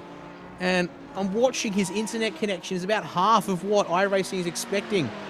And it's just dropping bit by bit. Ben Pollock's picked up a black flag in the 86 BMW, which we can actually see in the background of shot here as Matthew Johnson's made his way past Adam Jepson. So, oh boy, there's drama up and down the field. There's championship drama out on track when it comes to the state of Lachlan Capel's internet connection here. It's hanging on by a thread. It's actually starting to recover here, David. I think Capel has had one heck of an internet scare, but he might just hang on here and be in good shape. Is up the inside at the Fania chicane goes Kobe Williams. He's going to get himself back in front here, but surely now chicane goes right. Well, I've got the speed to stay with you through the twisties, and then it's a slam dunk pass down the straightaways here. But Williams is really having to throw this car around here to hang on to the lead however he can. Yeah, somehow just lost 1 second in this final sector last time around. That's where Chukang closed the gap. The Ferrari obviously mega strong in the straight line. Williams doing a very good job through that middle sector and through some of the other corners. Gets back to the lead. So I was thinking, is there some fuel concerns for Williams here? I don't think there is. Just whatever the problem was in this final sector last lap, put Kang back within that striking distance. Yeah, may also consider the fact, remember we did see at the end of qualifying back in Pass 2, given that we did miss qualifying for the Pro-Am here tonight, that the fastest final sector went to a Ferrari in the hands of Tyson Hanma back in Pass 2. And that might say a bit there about the drivability of the Ferrari through Blanchimont and the bus stop chicane as we check out this group of cars here. Ben Pollock, Adam Funslow, Timothy Audis at the front of the train, and Dale Carpenter at the back of the group here, fighting over 16th place through 19th. But they're all line astern for now, and Pollock still has an outstanding black flag from iRacing. Whether that is for the incident limit, I think he was out on track when it got issued, so that surely is the incident limit. As the other BMW up towards the front of the field, Lachlan Capel now under pressure from Joshua Fitt, and it is almost a processional done deal there by Lecomte, and indeed Capel will slot back in to the racing line well before the break zone there. So Sam Lehman's dropped a position or two amongst this group, but is still in touch as they kind of all start to get ready for the phase of the final pit stop. Would seem like, I think 7 is as many laps as they can do. So 5 from the opening stint for everyone. They could go 3 more that'd get them to 5 to go, or at the end of the next lap we could see drivers come in and be good to get to the end. But I don't think at this point anyone, not even Luke Fitt, is fueled to get to the end. It's a good point to make there. 7 laps, 15 minutes or so. Actually, it will be 15 minutes there or thereabouts for this group of cars. And that's generally what we expect from the fuel tank, maybe plus 1 lap. So we're right on the cusp of having enough time left in the race to fill it up and make it home. But these guys here currently on their end of their 5th lap of this race. And if we think the fuel can do about 7, if maybe 8 laps, we'll have to keep you posted on that. As trouble for Nick Bottrell on his own down at the Fania chicane. Unfortunately, sees him now down in 21st place as he gets back on the road. Well, just having a look here as we check in with the leaders once again. The man in P3, Brandon Levin, currently circulating 1.5 seconds faster than your race leaders on the last lap. That's a monumental gain on the leaders there. If he can keep that up, he closes in the next 2 laps to be on the tail of Williams and Shu Kang. Now, is this a case of these two here fuel saving? Because I don't think Kang was close enough to fight Williams, unless Kang is willing to just to fuel save off the back of the BMW here, knowing that Williams has the speed through the twisty bits. But let's see here down the Camel Straight. He looks for the outside. He bumps Williams. Interesting decision there from Shu Kang and keeps his foot in it. But yeah, they're barely doing 250 kph that time round up the hill. So, again, the speed deficit. Yeah, Williams is rolling it into the corners a little bit here. And, well, watch out for Brandon Levin. He's already gained 7/10 since we last looked at the timing screens there. I mean, when he was obviously pushing hard in that first stint, everything was low 17s for Kobe Williams. 2 minutes 17.2, 0.3, etc. Now he's just gone 2 minutes 18.8, and he seems on track for that same pace still. Everyone catching him more than a second a lap here. Shu Kang not sure what to do. Now he's caught him. Brandon Levin, Dylan O'Shea is flying along as well in 4th, and they're gonna get him before this final round of stops. The way it's going. He might be tough to get around, but they're gonna close up and be in his company. Yeah, this has to be a strategy from Williams to secure the race lead by virtue of having to take on less fuel, perhaps, for this final stint. Realistically, I think we're at the point now where you could come down the lane here at the end of this lap and just fill the tank and not lose too much time. But knowing these guys, surely their play will be to come in as late as they can, put as little fuel in the car as they can. And, well, look, Levin is catching. He's inside 2 seconds now. So it's a full second gain on this lap as Shu Kang still in P2, closing before we hit the braking markers. And that tells me again, yeah, Williams, very intentional lift and coast through the corners here. As we come into the bus stop here, we'll get a 7th lap done in this fuel stint, as the rest of the field makes their way through the chicane. And yeah, once again, just looking here, no, the first driver is going to pull the pin from the leading group. Daniel Webster onto the lane in the 35 Porsche from the Pro Class here. He will be the one to pull the trigger at 14 minutes remaining on the clock. He's followed him further on back by Timothy Audi, who's looking to try and make some recovery in this race. But back to your race leaders up. Eau Rouge ready on again. Kang is close this time, David. He's looking to the outside, and he will get alongside as we make our way down the Camel Straight. And Levin is absolutely loving this, I bet. Watching these two side by side is going to compromise their run through Lecombe. I was wondering, does Williams still try to hold on to this? Contact at the rear. Shu Kang around. Unfortunately for him, Kobe Williams tries to defend the spot. Sees him tumble back into the train behind, and he'll slot in behind Lachlan Capel, but ahead of Sam Lehman. So he loses a spot in class. But, that is a bit of heartbreak there for Shu Kang, having been doing such a good job there to stay on the bumper of Kobe Williams. Does have the advantage of the BOP, of course, but still got to be there and got to be able to ride with one of the fastest drivers in the series and championship leader to boot in the faster division here. And, well, speaking of it there, have a look at the gap. That was under a second when that incident unfolded at Lecombe and Malmedy, and the gap has sprung back up to over a second here between Kobe Williams and Brandon Levin. He's close, is Levin, but unless he can somehow close time on the pit cycle or just gain bulk time here off of Kurt Paul Frere down to the bus stop, should be Kobe Williams in prime position here once this pit cycle, second pit stops begin here, which will put us at 6 laps to go according to our timing screens. Let's see how they roll here down to the lane, but actually Levin making good gains, David, in this flat-out stretch. I think that's now the second time at Lecombe that Kobe Williams has gone, I'm going to claim this line through the corner when he's only got 2 inches of overlap. Oh, Derek Audi's had a problem in the McLaren at Blanchimont as everyone else comes in towards pit lane after 7 laps, like we thought was the limit of the full tank range. The McLaren always a little taily at the rear. Through Blanchimont, tyres wearing out a little bit. Just right in the middle of the corner, tail says no. Just like the Porsches we saw in pass 2, unfortunately. He does recover and get the car into the pit lane, but he is now down in 13th place. And now this is the critical thing. Who gets out of here fastest? The answer is Kobe Williams, 11.4 seconds stationary in his box. Also picks up a second on Brandon Levin in the transit cycle. O'Shea out next, Capel up into P4 ahead of Joshua Fitt, so gets an undercut in the lane and the stop for the number 18 BMW, but he's nowhere near O'Shea, who's next up the road. He's going to be very vulnerable to that slipstream, but once again, Williams going to be your race leader here to start this final phase of the race. Brandon Levin will want to close, but he's got to now do it on pure pace, and look at that there. Immediately, Joshua Fitt back on through on Lachlan Capel. Very easy there for the Audi with 100% power versus the BMW's 96.5.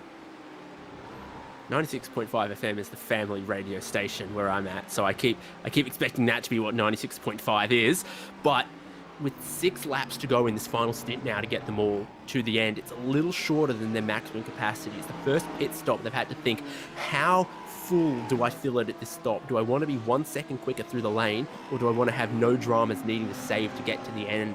So the shorter fills we've just seen is Lachlan Capel here. Want to get a bit of track position, more dramas in the McLaren for Derek Orty. And who else has had a slightly shorter fill?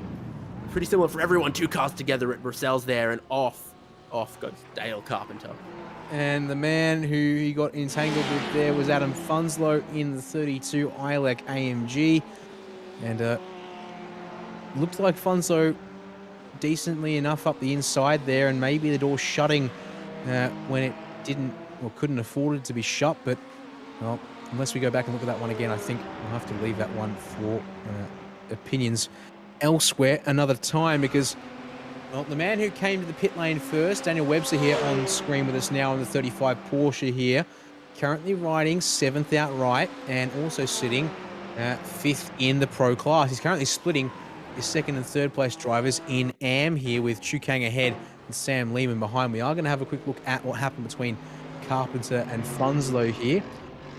And there's 2 incidents to report, and then we need to go look at Chu Kang, unfortunately. So up the inside comes Funslow, and actually from that angle there, not quite deep enough, not quite far enough up the inside, perhaps. Definitely ambitious, though, from Carpenter to also try and shut the door when it was open under braking there. So then looks like a follow-up incident with Ben Jeffrey here as they... So through No Name is okay. You've got Christopher Henn behind looking for a way through. Back, left and right, and then, oh dear, Jeffrey not turning in as early as Carpenter perhaps wanted for Pouon, sends him tumbling further on down the order there. And it's funny because a Carpenter is who you should call if your door isn't closing right. Oh boy.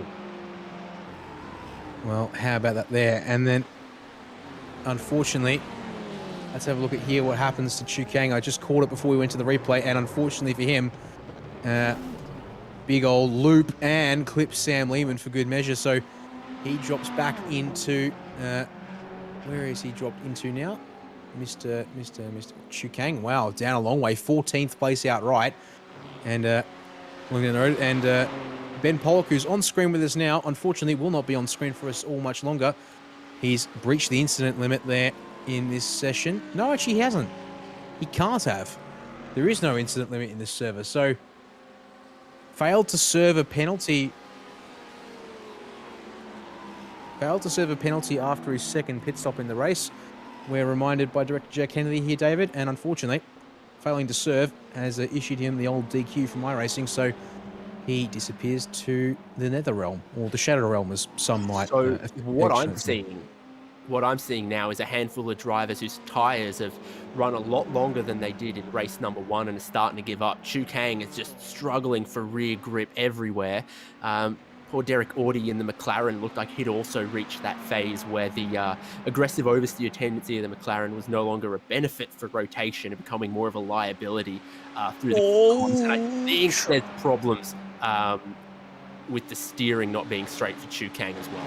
That would make sense. I've just caught some trouble between Matt Johnson and Phil Orty up ahead, but yes, on board here with Chu Kang now after the incident, and unfortunately that is going to be making his life quite a lot of pain, and unfortunately he's going to end that one early, get that car fixed up before he tries to finish this race.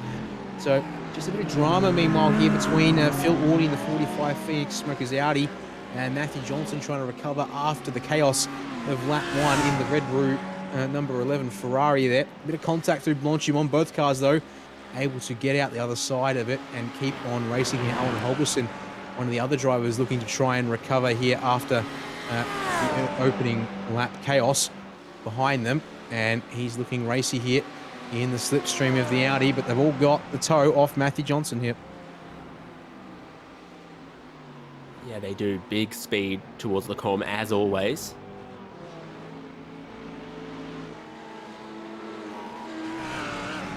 Did it on the same lap at the same time. Auty took the most fuel with 14 seconds compared to 12.8 for Johnson and 11.5 for Holgerson. So I don't think Johnson's going to have to manage it at all, or Phil Auty. Holgerson might need to. We'll have to wait and see then, because the Ferrari we have seen in this series be pretty economical when it comes to fuel mileage. If he's got that down to the to a T, that will be well. Another car there. Look at him go way wide for Phil Auty. Just goes to turn into the corner, and it doesn't, lose the rear on the exit of the corner, putting the throttle down. It loses it somewhere in the middle. A little bit of a wibble wobble, and yeah, no bueno from him there as we check back up at the front of the field. And well, Brandon Levin, despite that encouraging pace in the opening part of the race, in that middle phase in particular, I should say, David, has not made any inroads on Kobe Williams, at least not any significant amount. He did pick up 3/10 last time around, but he's being caught here by Dylan O'Shea in that BMW, which is suffering that engine power penalty, which is so far tonight looked incredibly detrimental in everyone's hands but Kobe's.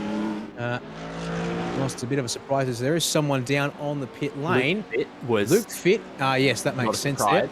Yeah. Having had to stop at the end of lap 1, and then being the first to come through the pit lane the second time, we said, I think the maximum range is 7 laps. And there was about 9 still to go in the race. So that's yes, that checks out. Luke Fitt back about where we should expect him. Yeah, second 7-lap stint there for the driver of the 151 machine. Unfortunately, having to come to the pits prematurely has been certainly not a blessing in any way, shape or form. As another drag race up the Kemmel Straight. This time though, Sam Lehman on the outside and nose ahead, fully ahead of Daniel Webster into the comp. There's P6 for the driver of the number 15 machine, and second in class now, potentially even more assured, but Nick Wood's the next man in class and not that far behind. So going to be a clean race to the end here for Lehman to keep that spot as we check in with the next couple of guys who are riding 4th and 5th in class. Matt Johnson and Daniel Cheney here in the 444 machine. They also round out your top 10 outright for good measure here as well. Yeah, that straight line performance working out really well for Johnson. Remember, he was facing the wrong way at the very back of the field. Turn 1, lap 1. Has just kept moving his way upstream. He's made his 2 pit stops. He's in the right position of a 9th place. Nick Wood, a little bit ahead of him, Daniel Webster and Sam Lehman. What have I got? Johnson, 16.8. Yeah, second fastest car out on track last lap, or third after Joshua Fitt and Sam Lehman. So he's flying along just like he was in race number 1. Yep, no surprises there. Ferrari's looking strong tonight, but it's also impressive to note there's actually 2 of our AM class drivers there currently setting the quick times at the moment as they make their way up through Blanchimont. And your race leader comes across the line. Did he snag the white flag there? I think he did, but at the same time, he may have escaped with that. I think so, but it was mighty close. This is where the timeline is. I'm not seeing a white flag from Barney. I've just checked as the rest of the field comes on past him. So we are getting we are going to get 2 laps in here, as far as I can tell. So we've beat the buzzer by the barest of margins here. So it is going to go to 18 laps, if I'm not mistaken here. Any chance you think Williams slowed up in one of the previous stints, hoping to make the race 1 lap longer and realized 1 lap shorter and realized it wasn't possible? And then it comes down to who fueled expecting this many laps, who fueled expecting less. Johnson's looking for another spot. Holgerson gets past Cheney as well. So Ferrari's making ground on the Kemmel Straight. That is their happy hunting. especially so when, well, in the case of Johnson, he's passing a BMW with a 3.5% power deficit compared to what it normally runs with. And for poor Daniel Cini, he's missing 4.5% of the Mercedes engine power that it usually has. So they are as close to sitting ducks as one can be as they make their way down the hill here.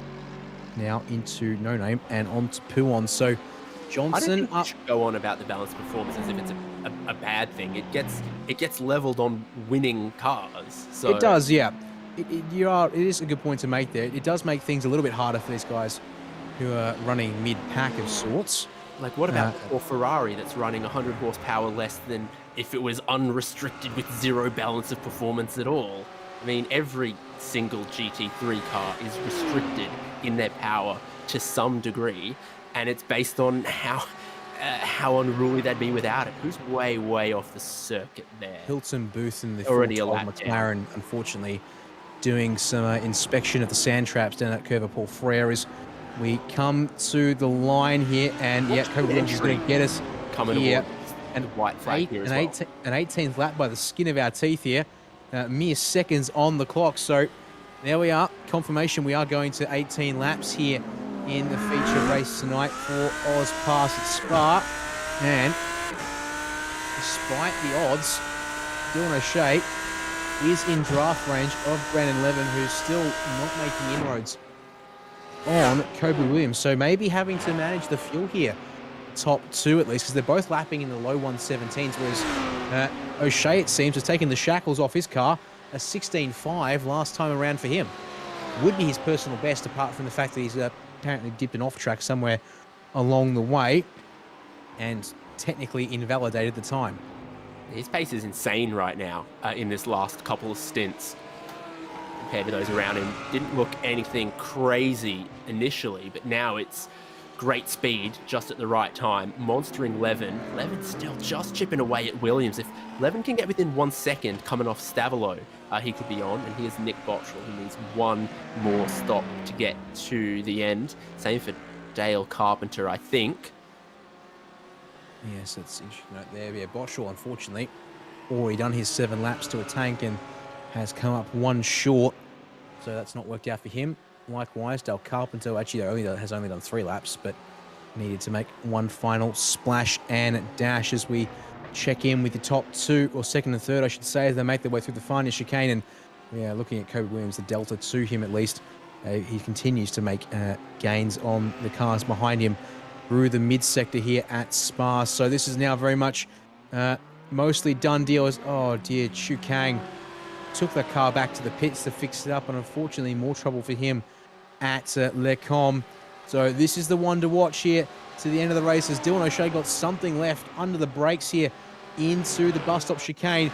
The race winner almost certainly is Kobe Williams from here as he comes into the final corner. But look at that there for second. Side by side under brakes. O'Shea's been forced a long way around. Outside, inside through the chicane as he got enough up the inside on the nose. Contact between the two of them. They're both going to find the fence. Oh my goodness, the DPR car finds him. O'Shea up to second, Capel to third. I cannot believe what I just saw there. Yeah, so Dylan O'Shea tumbled across the line in second, Lachlan Cable to third. You got this next group here. For poor Joshua Fitt, we need to see what happened there. And Phil Orty was another one of those drivers you saw just really, really struggling on the rear tyres and the Audi balance on the long stint. So second and third collide coming out the final corner. Fitt should have had a clear run to the line. Did he pick it wrong, or was he blocked?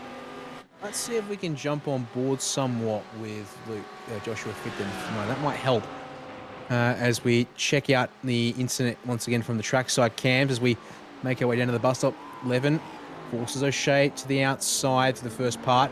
O'Shea tries to get the over-under set up here, but a little wobble from Levin on the exit. O'Shea tries to force him wide. They both smash the fence, and oh dear, Levin's car rolling backwards there. Fitt, last minute decision to try and duck to the left, but not able to pull it across in time. And that consigned him back to P3 in class. So Capel, crucially for him, picking up some more points to minimize the gap, or the loss in points to Kobe Williams tonight as we check in with Phil Audi in the 45, Audi R8, and oh dear, we've seen that tonight already, David. A very hard exit stage right there at Blanchimont for that Phoenix Smokers Audi. Yeah, sure was. I've seen drivers lose it in Blanchimont. They go out a little wide and they get high-sided on the exit curve. But almost everyone we've seen, eat wall there has just gone to turn into the corner and just immediately, had Macca's trays for rear wheels. Yep, and oh boy, let's walk you through the results because there's a bit of controversy here. Thanks to post-race penalties for the incident limit here tonight. So Kobe Williams is your race winner there. Although, to be honest, I'm not sure if we're going to get a ticket out of Chu Kang for the incident with him after that second, or in that final phase of the race. We'll see. That might change things there as well for good measure. But your unofficial race winner is Kobe Williams in the 994 machine. Lachlan Capel able to sneak through to P2 on the road as well, ahead of Joshua Fitt and Brandon Levin after the chaos there at the exit of the bus stop chicane. Sam Lehman takes the AM class win in 5th outright ahead of Daniel Webster in P6. Matthew Johnson therefore up to 2nd in AM class. Their 7th outright ahead of Alan Holgerson, and then Nick Wood and Daniel Cheaton around at the top 10 next of our AM class drivers. And you'll find on the next page, I believe, yes, we will see where Dylan O'Shea's ended up, and it's a post-race penalty or incident limit there, you would presume. David, take us through the next 10 here. Yeah, that's a really bad penalty to get given post-race because a drive-through is 20 seconds on this Grand Prix pits at the highest pit lane speed limiter, but you get added about 40 seconds post-race if you weren't able to serve it. So that's why he ends up where he ends up. Tim Auty there in 11th from Adam Jepson, Luke Fitt, Adam Funslow, Phil Auty. Dylan O'Shea ends up in 16th place. Don't think he really did a whole lot wrong. Trying to swap back, try to go over-under, trying to do the smart thing rather than just throw it willy-nilly into the final corner, but it does not work out for him. Ben Jeffrey, Richard Brookfield, Shu Kang, another what could have been a minute down. Looked like he was in position to maybe take the outright race win. We were looking AM winners 2 from 2 potentially. Just didn't work out for Chu Kang, and the Ferrari took a little bit of a beating towards the end, and Christopher Henn was the 20th place finisher overall. 21st tonight goes to Nick Buxton in the 24 Ferrari. Unfortunately for him, down a chunk of spots there from 14th in that race.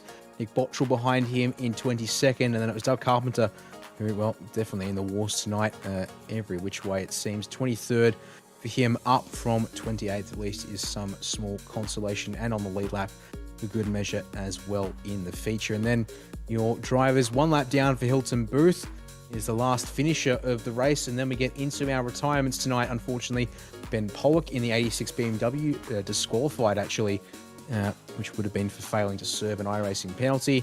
And Derek Audi behind him, 6 laps short retirement. Simon Dwyer retiring 12 laps short. And then Timothy Phoeben, 17 laps short. And Graham Smith not even getting a single lap on the board there in the number 10 Mercedes, which, well, that will be important for the championship in AM class. We'll have to see how things play out in the end of that one when we go into the race next week for the season finale. But before we wrap things up here, a chance to talk to a couple of our drivers from the feature race. The first man we'll bring into the interview box is the second place driver in Pro Class tonight, Lachlan Capel.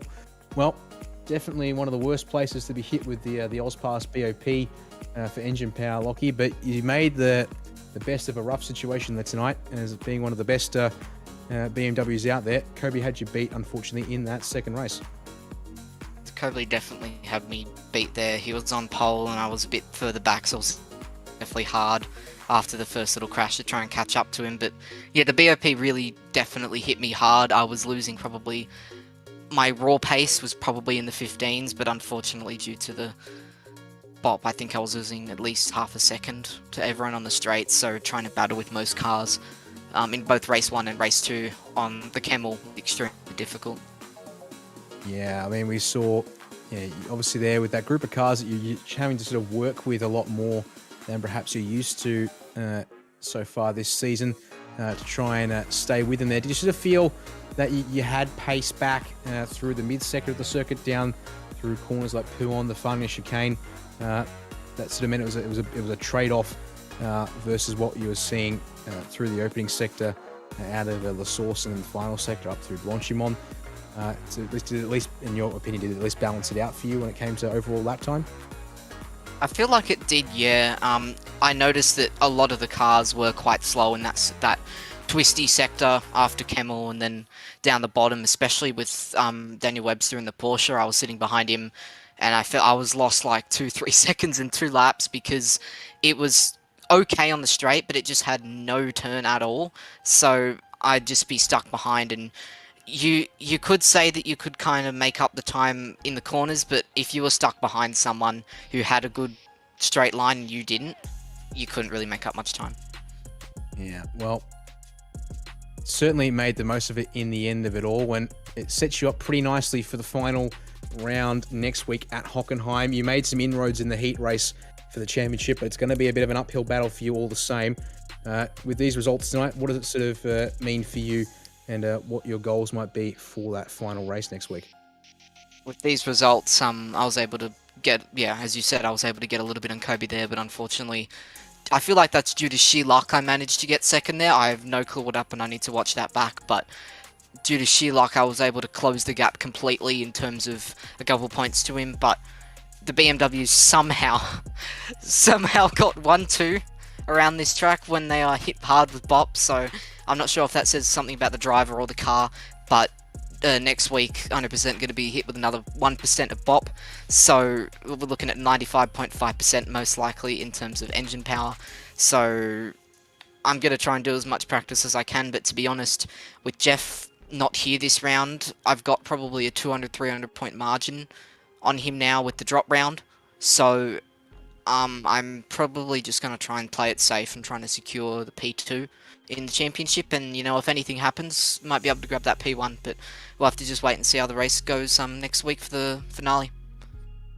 Good points to make there indeed. Before we let you go, Lockie, who do you want to thank tonight for the results? Just like to thank Dropdown Motorsport and all of their sponsors of Cozy Engineering Solutions, Sam Blacklock Media, Hybrid Racing Solutions, and Revolution Race Gear. I'd also just like to thank SimSpeed and Dan, Jay, and of course Mr. David Haynes for all the commentary and the broadcasting of the series tonight. And I'd also like to thank all the sponsors of the series and my dad, who runs Computer Technology Corporation, who also sponsors the series and me throughout my racing journey. Love you too. Oh, thank you. Lachlan Capel, second place in Pro Class and outright there in the feature, David. And one final chance to quickly chat with the other driver waiting for a quick talk. The man who won the race, the sprint race here outright, as well as being our AM Class driver up towards the front of the field tonight, Matthew Johnson, also making a strong recovery in that feature race. I'll have a quick word with you here, David. Thanks for, leaving me some points to talk about with that one. Matthew Johnson, great performance there in that first race. It did look like a pretty happy hunting ground for the Ferraris here at Spa. Yeah, I think they certainly had an advantage, at least down the straight line for sure. I think the BOP definitely favouring the Ferrari, so good to have that car in and good to get a couple of good results. So 10-minute race versus a 40-minute race, we definitely see some differences in which cars can be strong amongst both of those. Fuel economy and tyre life for the Ferrari, how'd you find it?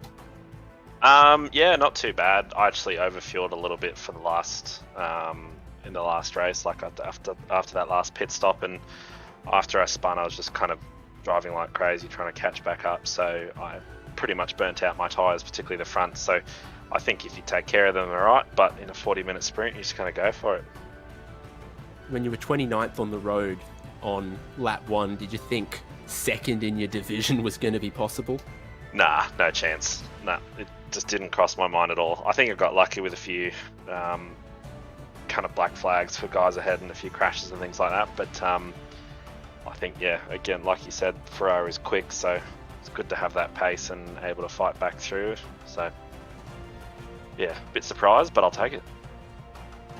Well, it's been a full-on season. We're most of the way home. You wishing there were a couple more races, or looking forward to the end of this one? Oh, look, it's always fun racing this series. So, look, I'm always here when the races are on. I'm off for the last race next week. Unfortunately, I'll be away, so I have to see how the points shape up, but keen for next season. Well, a win today certainly does you pretty well, and then second place to go with it. Who are you going to thank? Oh, just thank you guys and everyone, and particularly the admins for the series, to Sam and the boys and stuff like that. Always doing a great job. Short and sweet. Enjoy sweet. your time off next round. Thanks, guys. Cheers. Well, let's look forward to next week, David. And as we said, the final round of the season has been 10 weeks of mostly GT3 racing with a couple of detours into the wildcards that make AusPass what it is. And, well, after the high-speed venue that is Spa-Francorchamps this evening, we head to one of the German classics. The Hockenheimring will be our host for the final round of season number 7 of the Simrix.com Oz Pro-Am Sim Series. This will be an exciting one. I think you can't afford to miss it if you want to keep your eye on the championship here with this group of guys. David? Yeah, gigantic rotating Mercedes logo out there. Porsche Experience Center. Can a non-German manufacturer come away with the wins at the Hockenheimring? Just trying to think. Well, it would have to be McLaren or Lamborghini in that case. And Ferrari. Better not forget Ferrari. It's about half of the GT3 field currently being raced here in AusPass. But, well, we'll have to inform you about the things like the BOP. We'll keep you updated on the championship next week. But from us here at SimSpeed TV, thank you all very much for joining us tonight for this penultimate round of the Simrix.com Oz Pro-Am Sim Series for season number 7. A big thanks to all the partners that make AusPass possible once again. Simrix.com, the title partner for this season here once more, along with Phoenix Smokers, Computer Technology Corporation, Echuca Toyota, and Index Designs. My name is Daniel Yeaman. It's been David Haynes alongside me in the commentary box and Jake Kennedy on production once again for us here at SimSpeed. Thank you all for watching, and, well, we'll see you next week here for AusPass, but keep your eye out on SimSpeed because we've got a very busy weekend of racing coming up. The V8 Scops Endurance Cup begins with the support series across Friday and Saturday night as we head to Phillip Island. So if you want to check out some of that stuff here, make sure to keep your eye on the SimSpeed socials across the weekend. Thank you all once again, guys, for watching tonight. Take care, and we'll see you next time. This is iRacing, the world's premier online racing game. iRacing puts you in the driver's seat to experience today's newest form of competitive motorsport, virtual racing, all from your home PC. Race virtually in endorsed series from NASCAR, IndyCar, IMSA, the World of Outlaws, Aussie Supercars and more. Take on legendary circuits like Daytona, Silverstone and the Nürburgring. Join iRacing's global online racing community and get on track today at iRacing.com.